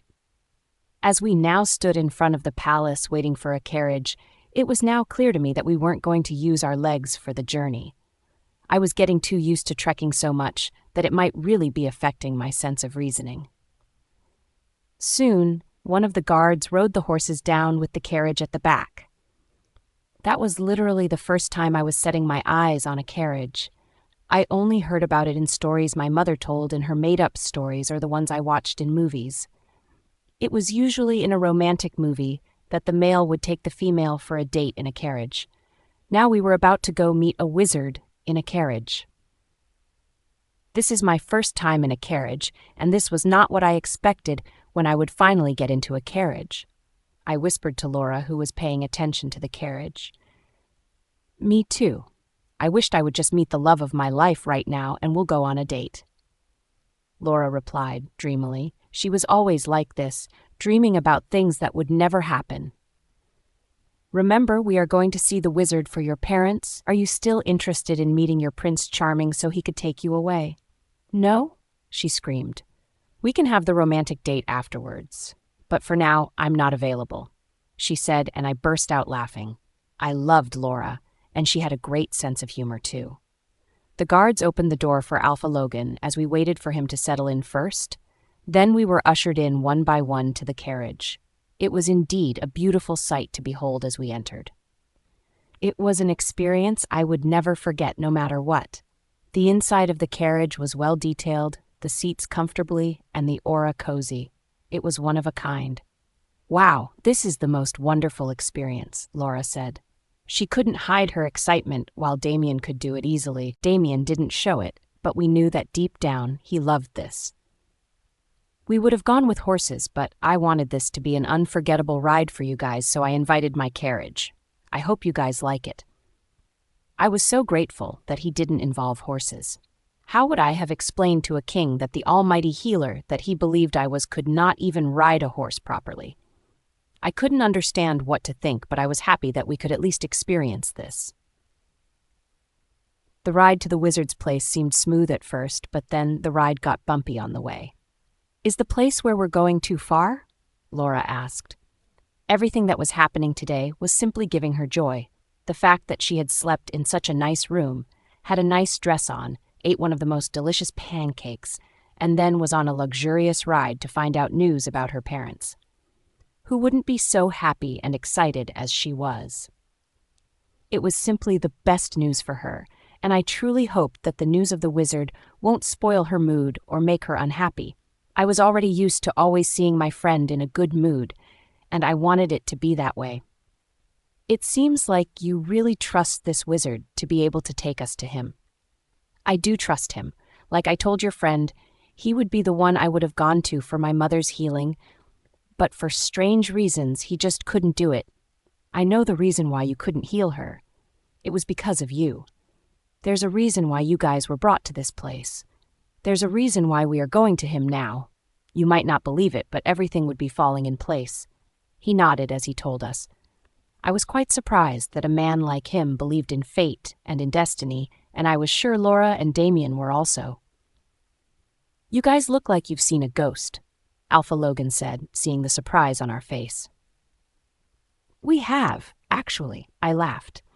"I'm surprised that you speak like this. You talk so maturely." I was cut short. Alpha Logan burst out laughing. "Of course, I am matured. I'm not a child anymore, or don't you see these white beards on my big face?"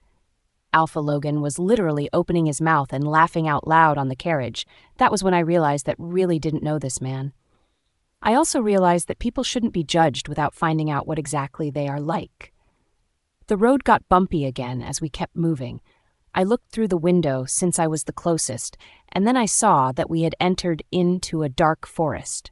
What I was seeing was quite different from where we were 2 minutes ago. What happened? The weather was looking very sunny just minutes ago. Why does it look like it wants to rain? That's because it might rain. This shows that we are very close to our destination, Alpha Logan explained, and true to his production, it started to rain. When it suddenly started raining, we all turned to each other in shock. "Do you believe me now when I say that he would really help you guys? Don't you believe me?" Aloha Logan asked no one in particular. It all looked like he said it was true, but we were present. When we left the palace, I was so sure that I wouldn't experience any rainfall, but now the rain was falling like there was no tomorrow.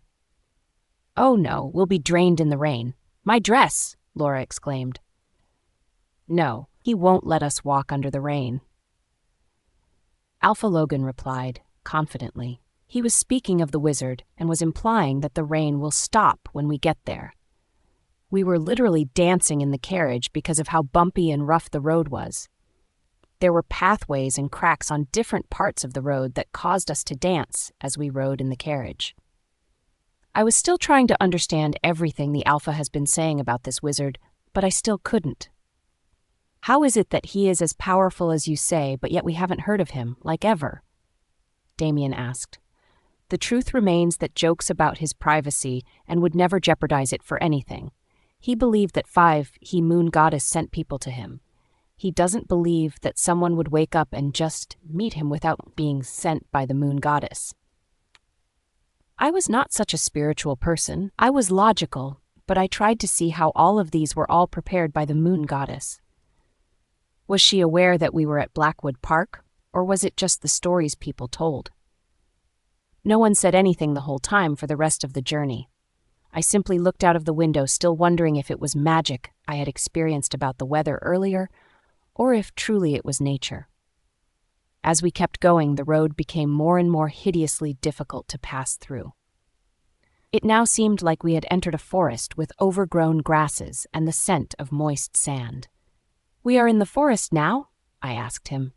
Yes, very close to where we should be. You mean we are close by? Laura, who was formerly engrossed in the book she had picked up in the carriage, now threw the book aside and looked out through the window too. Finally, a little hut came into view and the carriage stopped abruptly as I watched the little hut from the carriage, wondering that if he was so powerful as the Alpha claimed, then he shouldn't still be struggling with finding a more lucrative and inexpensive place to stay. The rain has stopped, Laura announced, and I let my arm out of the carriage and it was entirely true. How did that happen? How? Damien asked, looking out the window but still not getting a good look. And look, the sun is out again. None of anything she said was wrong. It only bothered me that everything was happening fast. If not, this was a beautiful sight to behold. If you so much want to see them, you can get down and look all you want. Soon we'll be leaving for the wizard's palace. Aloha, Logan said. Hut, you meant the wizard's hut. I said to Alpha, correcting him, thinking he had made a mistake, when instead I was the wrong one. What I could see was a hut, a tiny and terrible-looking hut. I wondered why he had called it a palace. Why do wizards live in such places away from people and everything, just living among trees and leaves? Laura asked me as we looked around the forest, and then went to check out the environment while the king spoke to the driver. What do you think? Laura whispered to me. About what?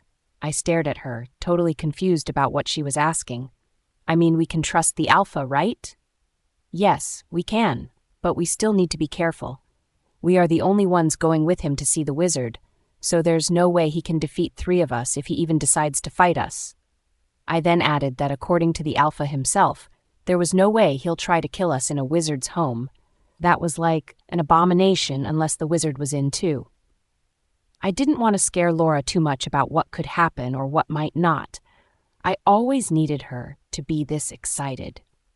Let's go. The Alpha signaled us when he had already signaled the driver to wait for us. As we walked down the hill that separated us from the hut, I looked around to see the clear weather that was so different from what it seemed for the last 30 minutes. Let's walk slowly. This place is dangerous, Damien told us, pointing out the place we should probably not step on. He was such a great companion, the best actually. Soon we were at the entrance of the hut and we pushed the door opened, the Alpha leading the way. Why is it dark? Keep walking. The Alpha screamed after himself. Don't worry about that. Even though we couldn't see properly where we were walking to, we didn't let it bother us. We just let it be. Then suddenly we came to a room which was so lit that we could see everything. Wow, I gasped. There was really nothing special about the room, except that I could see the fresh skin of a lion dripping blood.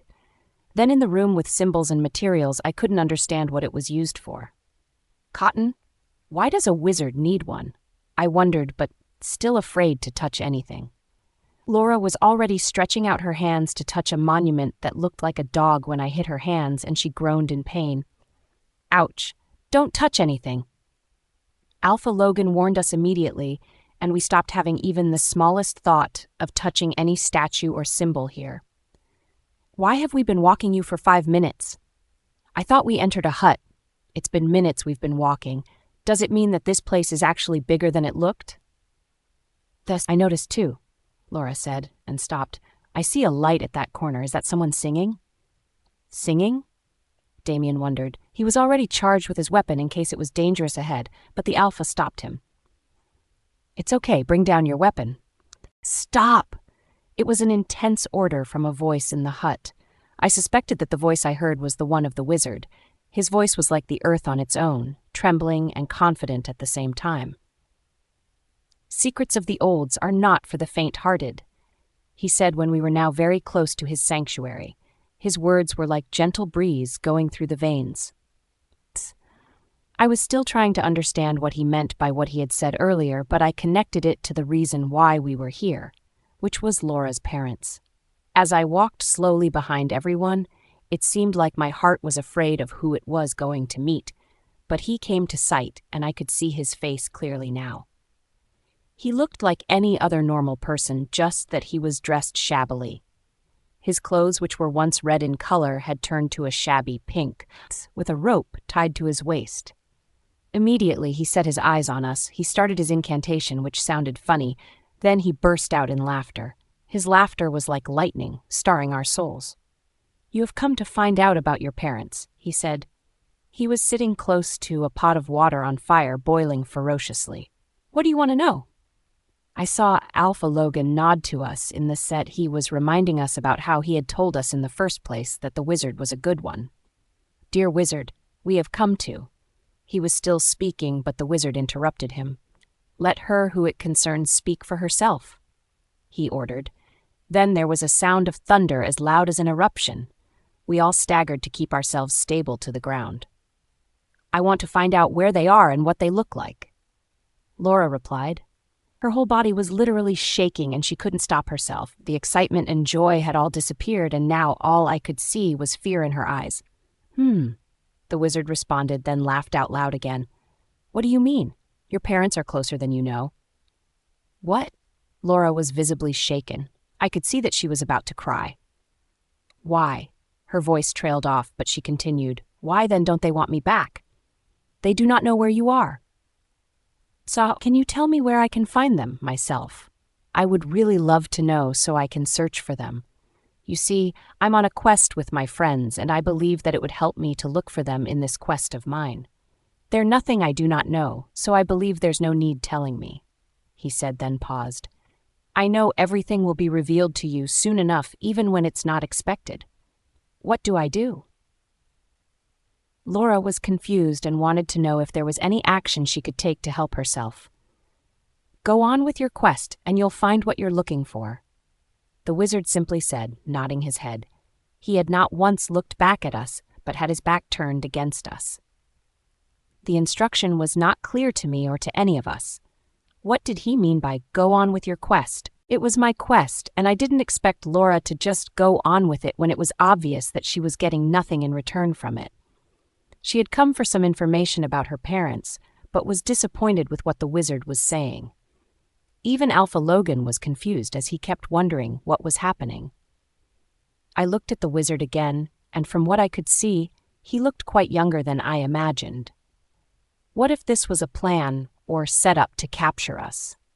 "Your friend is worried, and she thinks we might be fooling you three. I want her to come forward."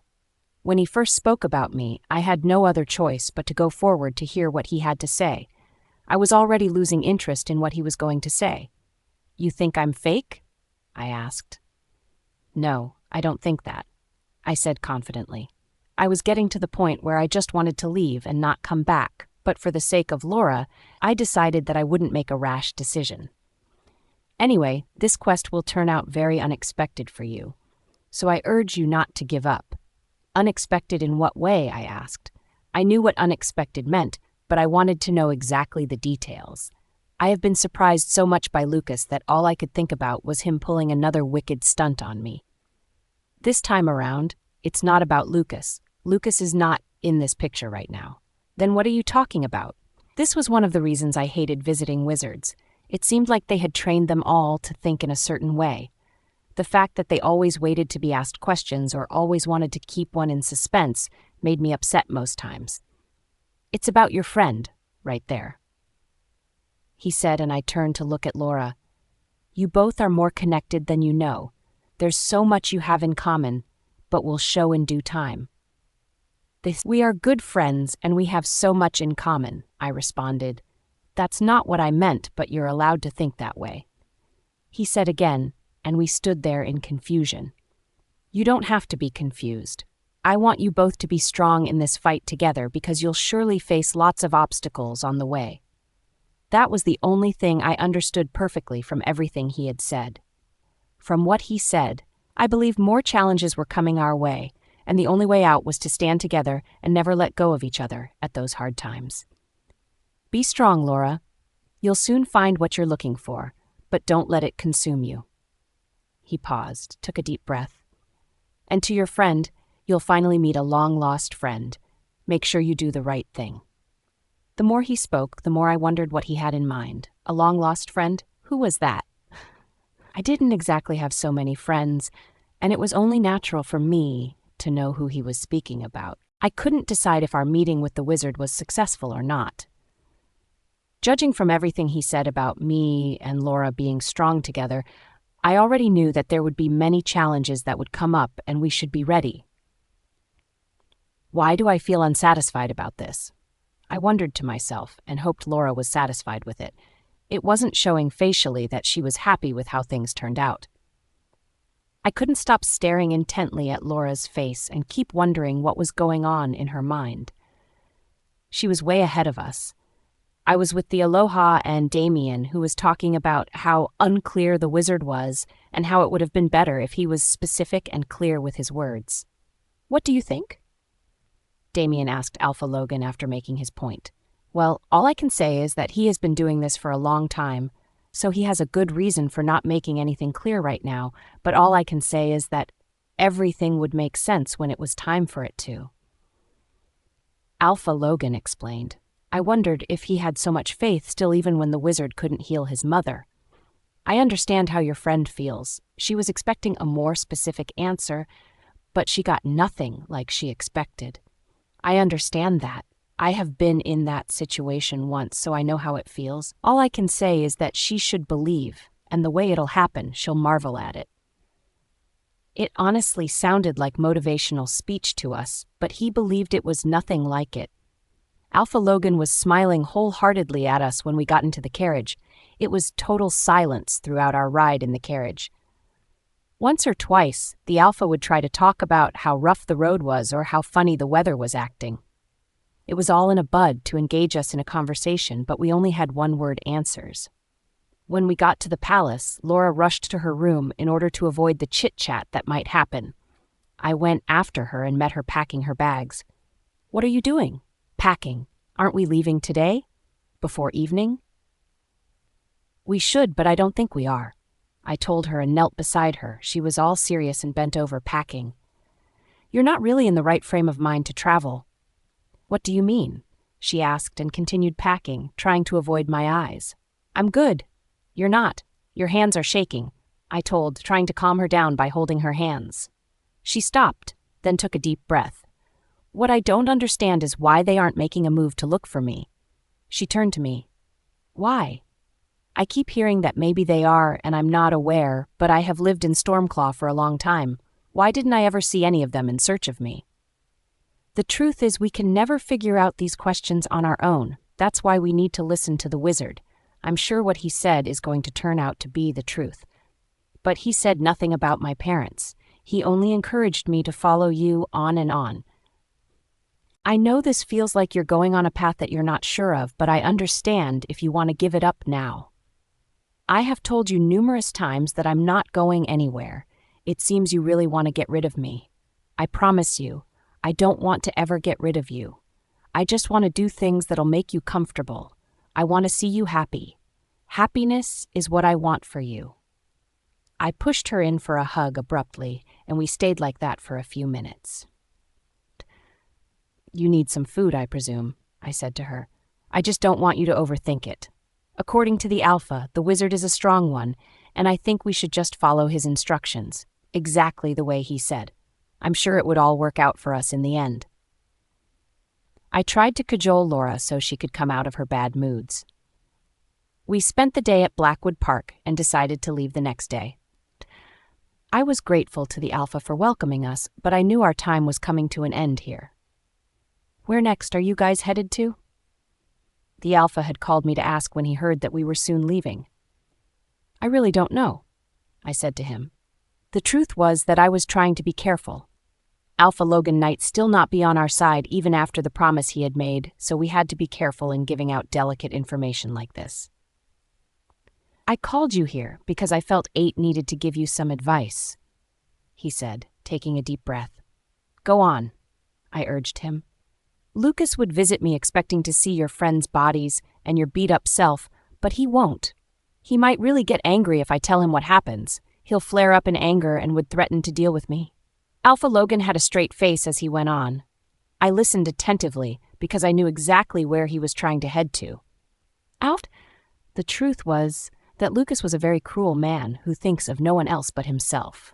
If and when he finds out that Alpha Logan is now on my side, he'll want to fight him too. I'm saying this because I know Lucas well enough. I know how he can be. I know how cruel he could be. He'll try to fight me but won't do much, so he'll turn to you since you're a much easier prey to feed on. I'm saying all of this because I want you all to be careful. I was thinking that probably sending 2 warriors with you guys would at least keep you away from every danger. He paused to listen and hear what I had to say. It was a meeting with Luna too, since they were trying to give me a measure that could help me stay safe. The thought of having 2 warriors was nice. I also knew if I asked for 1,000 warriors because the Alpha felt indebted, he would give them to me. But I realized that was not my purpose. This was my quest, mine alone, and the only people allowed to go with me on this quest are people that are willing and not people who are ordered to go with me. I understood the fact that everyone had their life to live to the fullest, so I had no fight to take away life from people just because I have the authority or opportunity to do so. I cleared my throat as I was about to speak. I really appreciate thirsting with you both. It's really nice to know that you have people who really care, not just because they feel indebted, but because that's who they are. I paused, then continued. When I started this quest, I was angry, upset, and afraid. Angry and upset because I kept wondering why it had to be me. Why me? Afraid because I didn't know how to face the challenges. I'm saying this because it's only going to make things worse on my side if you have to order or force who doesn't want to on me. That'll be very unfair. You don't have to overthink it. That's why they are warriors and work for the Alpha. They do what the Alpha wants, and they'll keep you safe in case Lucas has other plans, which I know he is capable of. Truly, Lucas was capable of other plans. He was one who would never give up until he wins, and I have also learnt to be like him in that aspect. Never give up until I win. This quest, whatever it is called, went from meaning nothing to being everything I think about daily. People put their hopes in me, so why should I fail them? Why? I want you to understand that Lucas can't stop me from whatever I'm going to do, so you don't have to be worried about that at all. I'll get over this. You were the one who made me believe in fate. You made me figure out that everything that happens in life happens for a reason. So I think that the reason why I'm even in this situation is because I have a purpose which I have to fulfill. They didn't understand me yet. They didn't push the topic too. They tried to understand where I was coming from, and I was happy that they weren't going to force their will down my throat. I just want to let you know that in addition to helping you grow your army whenever you need help, don't ever hesitate to tell me. I'll help you in the best way that I can. Both of us, she said, referring to her son. It was soothing speaking to them. After that, I retired to my bedroom to have a quick rest. I had made sure Laura was sleeping so she could have the strength for tomorrow. Damien was good. He was having some conversation with the warriors about some warrior talk. As I lay on my bed, facing the ceiling, my thoughts randomly went to Alpha Logan and wondered if he had a wife or a woman in his life. Ever since we came, I had never seen a woman who had introduced herself as his wife or concubine. Why does it matter to you? I asked myself when I realized that I was thinking about it so much. I let that thought die and tried to put myself to sleep, but I couldn't not when I had a lot on my mind. I had asked Damien our next stop, and he had told me that he'll find it before tomorrow, so I'll just wait for tomorrow morning when I get the news. Wake up, Naomi. Wake up. Was I dreaming? Everywhere was dark, but suddenly I could see light and then a face above me showing me gently, then aggressively. Naomi, wake up. It sounded like Laura's voice, but why would she be sheeving to wake me up when I was already awake and I was dreaming? Lucas is here. We need to leave. What, Lucas? My eyes were finally opened when I heard those words. I woke up, looked around, and discovered we were still in Blackwood Park in my room, on top of my bed. I then realized that I must have slept off. Lucas? Yes. Wake up, please. I didn't need to be begged as I literally jumped up from the bed. How did that happen? I asked Laura, who was shivering and on the verge of crying. I think he found out we were here and was waiting to see our bodies. Lifeless, except yours, that is. Laura replied as I ran to pack my bags. Where's Damien? I asked. She had also come to help me pack too. I was still looking for an answer when the door opened instantly, and it was Luna. You need to run far because Lucas is here and soon he'll find out that you guys are alive. He'll ask for you, Naomi, so you need to go, now." She clapped her hands quietly, urging to stand and leave immediately. Soon my bags were already packed. "Take care of yourselves and don't forget us. Your friend is waiting downstairs. I showed him a path you can take through the back door." She told us and hugged us goodbye. "Take care of yourself. Don't let Lucas hurt you," I said to Junior, and with Laura dragging me, we left for the huge back at the back of the palace. I was straining my ears to hear Lucas, but the voice I heard was unfamiliar. I guess he came with some friends too. We didn't stop running through the back door till we got to where Damien was waiting for us. "Finally, I was starting to think that they got up with you guys," Damien said and led the way. "The Luna said there's a lonely path here that leads to the main forest and we could find our way." I was still trying to catch my breath as we walked. "My heart is beating so hard," I said, and they turned to me. "I'm sorry about that." Laura was going to apologize for waking me up and giving me a heartache, but it was not like it's her fault. She was only trying to help, maybe not too much, but she did help. "Don't apologize. How did you find out?" It was Luna who rushed into my room and whispered to me that Lucas was in the palace, unannounced, and would be leaving soon. "Do you think he knows that we ran away?" I asked, still feeling nervous. "Don't worry, they think we are not alive, so if the Alpha Logan can tell a good lie, I'm sure he'll believe him. The question is, what will Alpha Logan say to Lucas?" Lucas was literally after our life. As we ran into the bush, we still didn't feel secure. "I think we should run for our dear lives now. Let's go back to Shadowcrest. I believe we are done for our quest." "I think so too." "No, one more pack and we'll go back to Shadowcrest and prepare for the war we are fighting." "What do you think?" "Let's go find our horses where we left them. It'll simply make our journey as fast as it should." Laura suggested, still staring backwards, checking for Lucas. We located the horses and rode on them as quickly as possible. It was too good to be true for me because I sat comfortably on the horse. Damien had told me that we were heading to Blissfall Park, the last on our list. We don't have to bother about them welcoming us. I hear they are kind-hearted people, including their alpha too. We took Damien's words into consideration and rode into Blissful Park expecting great things from this park. We got there on time to meet the alpha in a meeting with his elders. We were eagerly ushered in by the warriors, like people who have been expecting us. Slowly, we moved into the palace to meet a whole lot of people. "What's happening?" Laura asked me. She was shocked the way I was at the many people that were waiting at the palace. "Maybe there's a feast happening that we didn't know about." "She's here. My daughter is finally here." We were distracted by the sudden outburst of a man in the palace. As we came to light, we realized that it was the Alpha and he was referring to Laura. "Seems like the people of this park are crazy," Laura announced, but she was wrong. "Laura, is that you?" A woman who I suspected would be the wife if the Alpha approached us. "Yes. How do you know my name?" "She's finally here, my people. My daughter is finally here." If I could hear properly, these people were calling Laura their daughter. Does it mean that Laura had finally found her parents? Was what the wizard said really true? "Laura," I called her and she looked at me with confused eyes. "I think this is it. Your parents." "Yes, I am your mother and he's your father." Laura still couldn't put two words together to make a complete sentence. She was gazing at the two people in front of her who claimed to be her parents. "What's happening?" "Come in, and we'll tell you everything," the woman answered, leading us into the throne room and offering us seats. "Welcome." She greeted I and Damien and then turned to Laura. "We have been waiting for a long time for this day. I'm grateful you could make it to us." "So you're my mother?" Laura asked, then turned to the man on the throne. "And he's my father?" "Yes," the woman answered. She was glad that she was finally comprehending what was happening. "So why is it that I'm meeting you for the first time after such a long time? Why did I have to be the one to find you instead of the other way round?"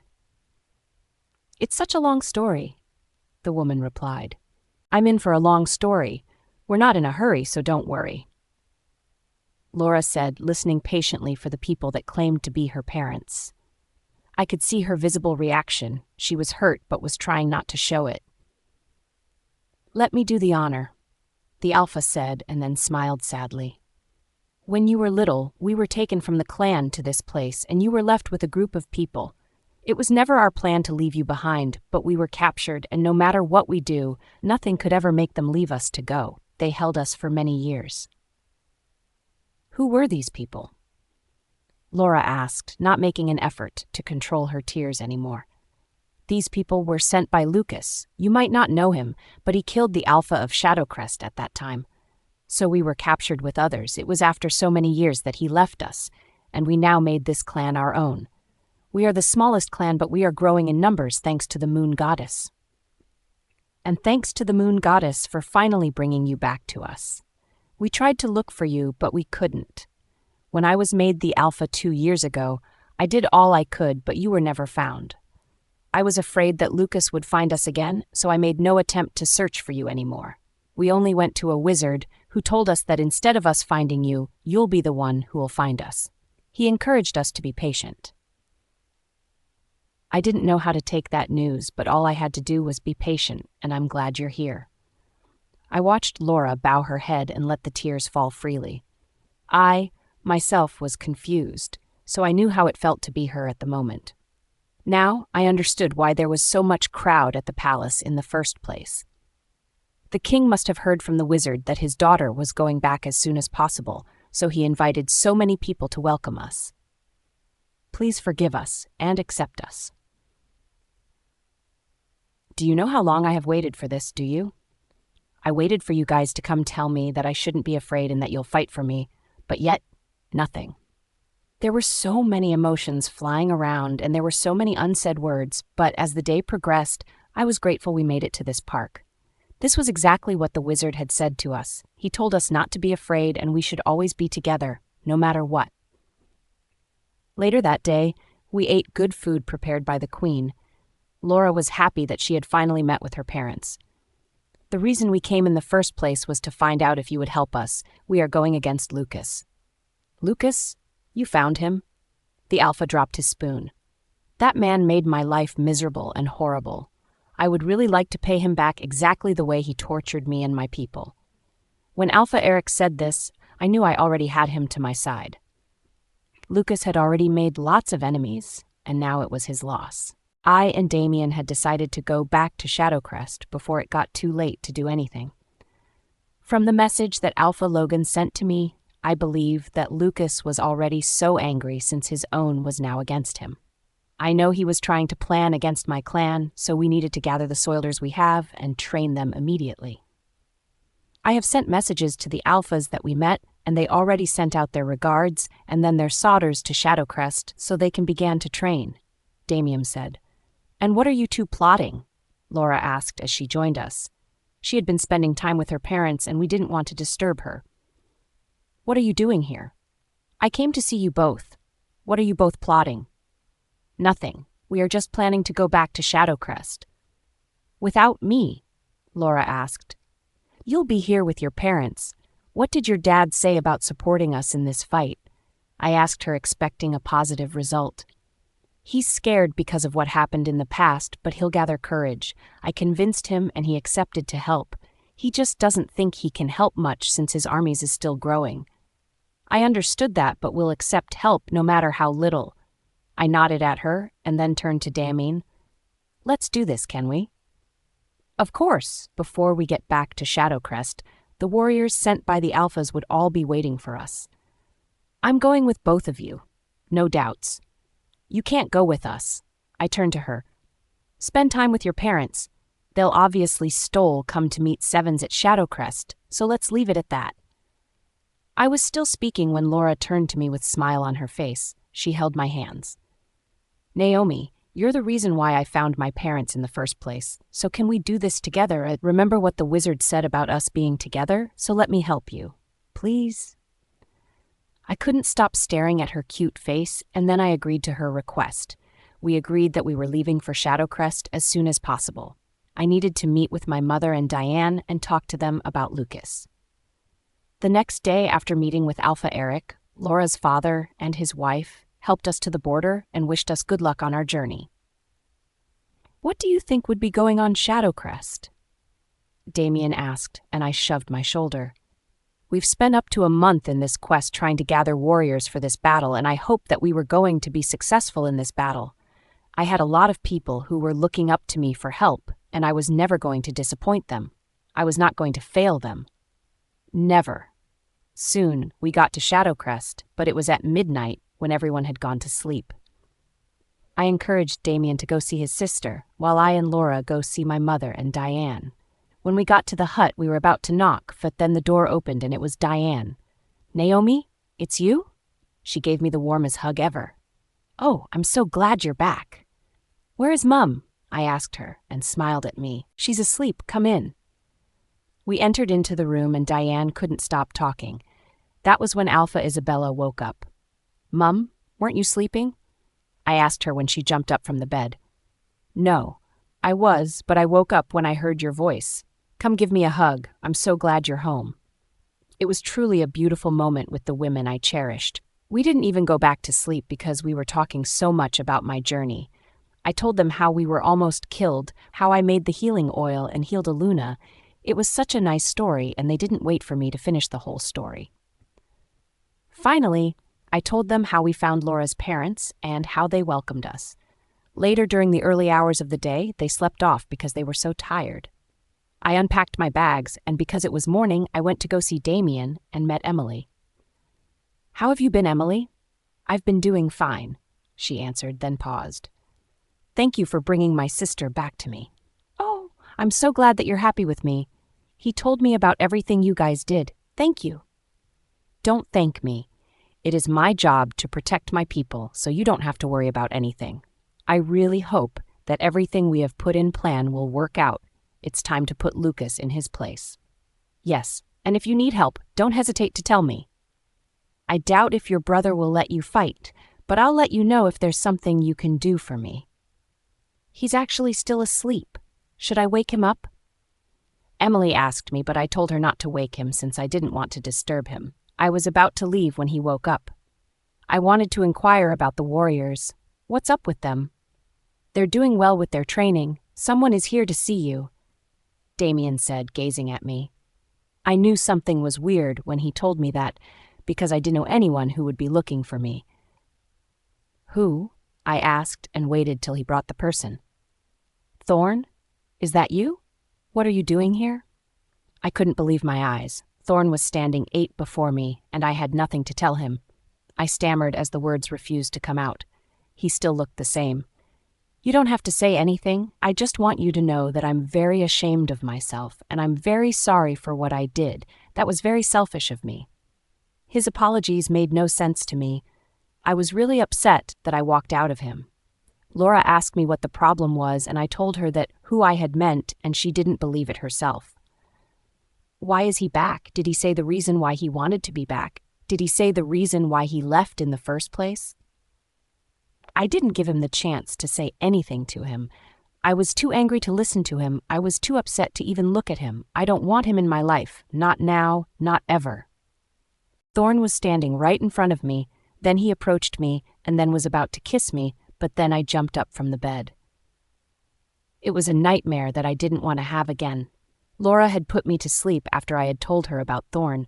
It was early afternoon, and I didn't know what exactly to do with the information about him. I had lots of questions in my mind. Why was he back? What happened to him? Was he sent by Mascot and Lucas? I knew that the only way to get answers to my questions was to actually talk to Thorne and hear from him, but I was too upset to do that. I had trusted him so much, and he left me without a word. I left my room to go see how Damien and the warriors were working. Guess what? Laura was running towards me all excited. "What is it?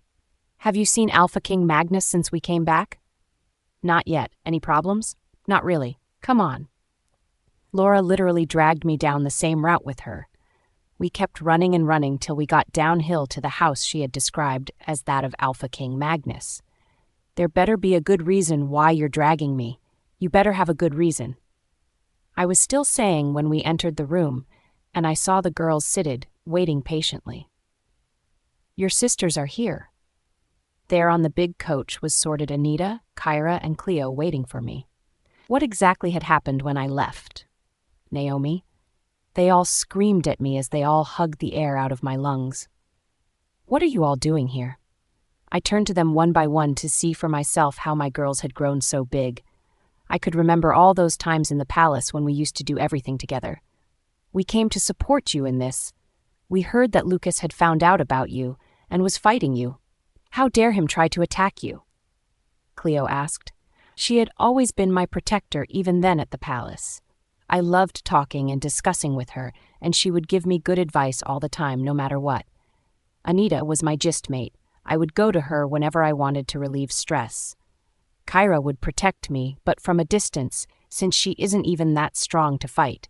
She was the youngest and could literally do nothing in times of trouble. "We are here to fight him," Kyra answered, making me smile. She was talking like she had everything in control, but that was very unlike her. I was really happy and grateful that they taught it wise to visit. It was truly a great honor to have them here by my side. Afterwards, we ate some good food prepared by Luna Rachel, their mother, who also came with them. "It's a pity that the warriors of Ice-crest are for Lucas and not for us," Luna Rachel said over lunch. "He has turned their mind against us, but to know I can still get some of them on my side too. If you can do that, then do that fast." Luna pleaded with the alpha. Anita insisted that she wanted to go with me, and I agreed to it because I knew I would need company at the Warriors clan. They were training heavily with the help of Damin. I was glad that he was doing all he could, and the fact that most of the alphas that I had pleaded with kept to their words. They all brought their warriors to fight with us. The training was intense, and we trained hard enough to win this battle. "We need to be ready before Lucas comes here. We need to ambush him before he reaches the clan's gate. We need warriors to stay outside the territory, and some that would protect the royal house." Damien explained to us his plans. He was not working alongside Thorne, who had pleaded so much that we forgive him. He had been trying to prove himself to me and everyone else, but I still couldn't trust him, not with what he had done in the past. We were seated at dinner as Damien talked to us about his plans. I couldn't help but glance at Thorne multiple times. Then he caught my gaze one time, and I knew he was also staring back at me too. It was very awkward with him around, but I didn't mind.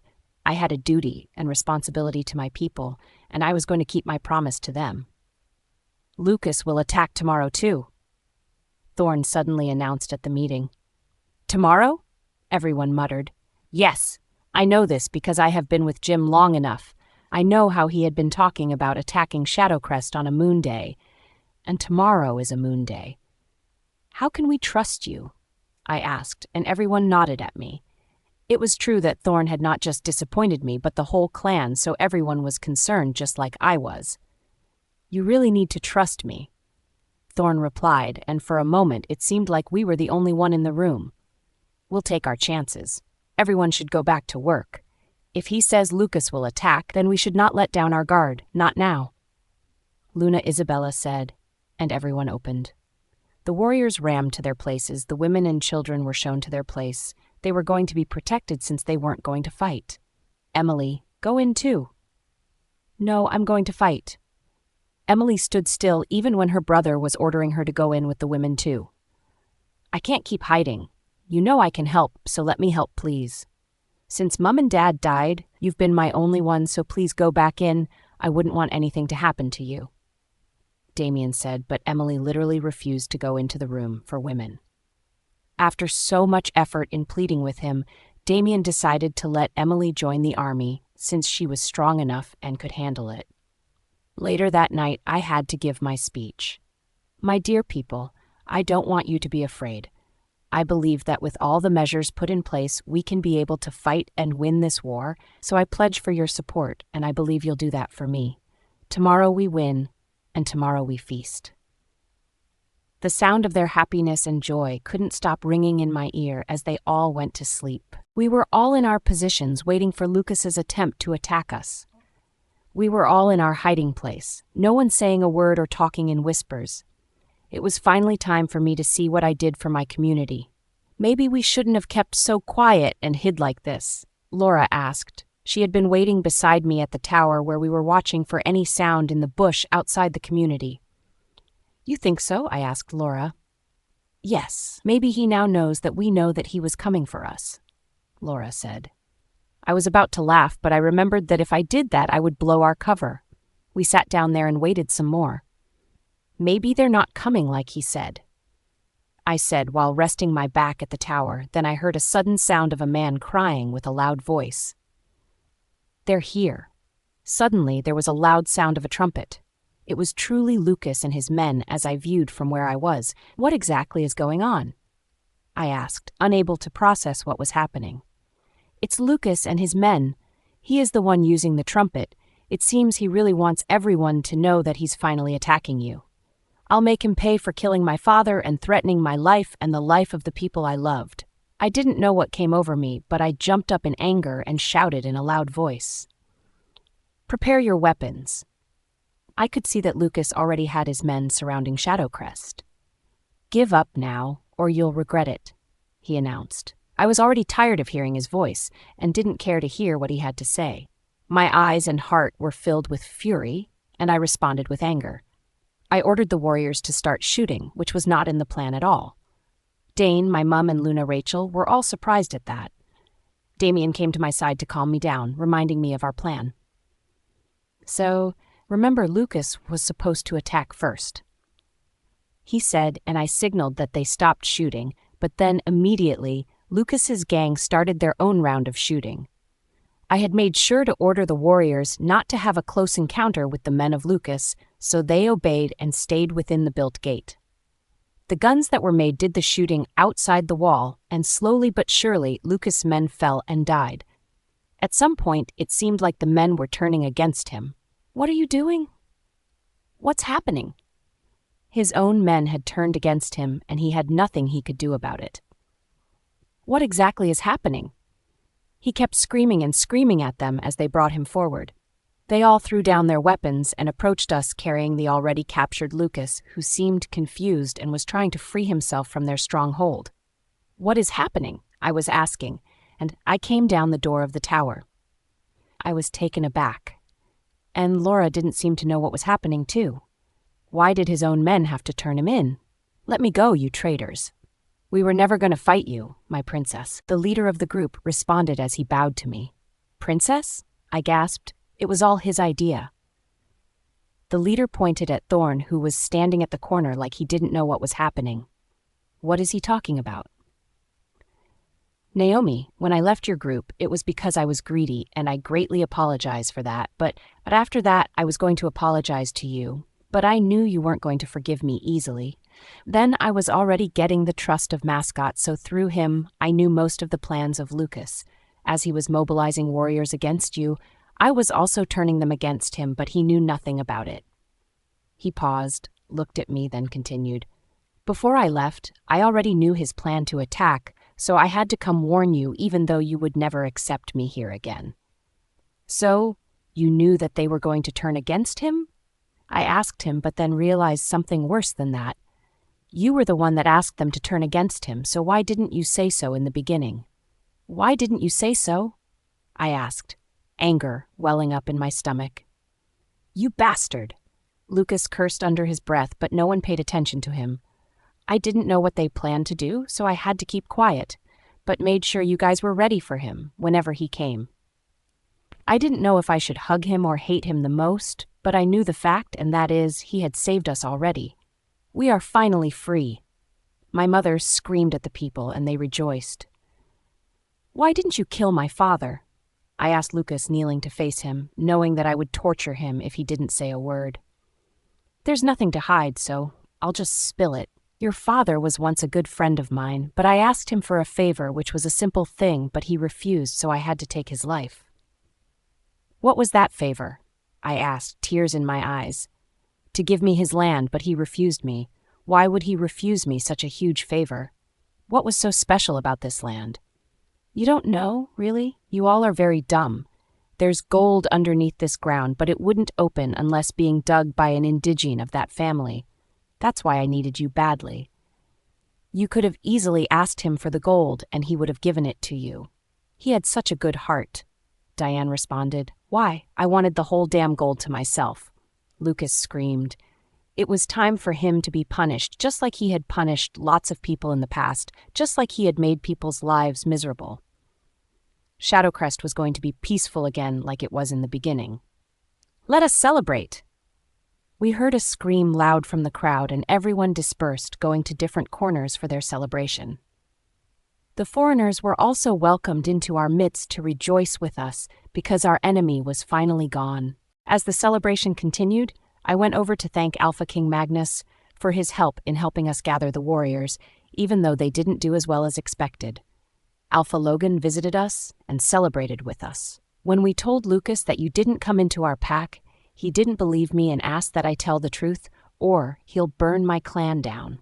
I told him everything, even though he didn't let me say anything more. He only ran away, promising to deal with me. I'm grateful for sacrificing the happiness of your clans just because of me. I'm happy to help remember you helped me too. When Laura's parents later arrived during the day, it was another beautiful encounter with them. They were so glad that we were able to stop Lucas, especially when they had tried to do that for such a long time. The whole community was still celebrating when Emily came to have a word with me. You really outdid yourself. Thank you for bringing peace back to this park.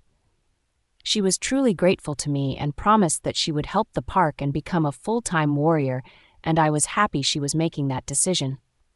Later during the day, my mother came to speak to me about Lucas. What do you think we should do with him? I think we should have his head on a tray by tomorrow morning, I said, determined to follow my mother. What? My mother was literally shocked when I said those words to her, but then burst out laughing. You should see your face. I paused, gave it a thought, and then replied, I honestly don't know what I should do about him, but one thing I know is that everything has been taken away from him, and he'll get his repercussions, so there isn't much he will do even if we let him go. I don't think we should free a man who I'm the past years killed so many people. Diane joined us. Me too. Lucas is a very smart man, and if he gets away from being tied up today, I can assure you that by tomorrow he would have built an army that would stand strong for him. It's very hard to know this from him, but I know he is very capable of doing it. So let's keep him here for a while, and probably send him to a distant land to a ruthless alpha where he would serve and learn. That would make him humble and human.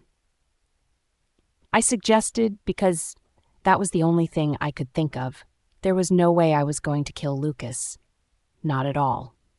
The celebration continued, but I had gone to a more quiet place to clear my head and think about how that happened in the past few months. I never heard of Mascot again, and I wondered where he was. I had wanted to speak to Laura about him, but I thought it would rekindle old memories that were already gone, so I didn't. What do you think? I turned sharply to see the person who was speaking behind me, even though I already recognized his voice and would recognize his voice anytime. It was Thorne, dressed in a quite different and charming way. As I looked him up and down, I realized that I still wasn't over this young man, and it made me wonder why. It's been months since I have set my eyes on him, so I wondered why my heart still fluttered whenever I set my eyes. You seem lost there, he said, and I finally realized that he was very close to me now that I could perceive his aura properly.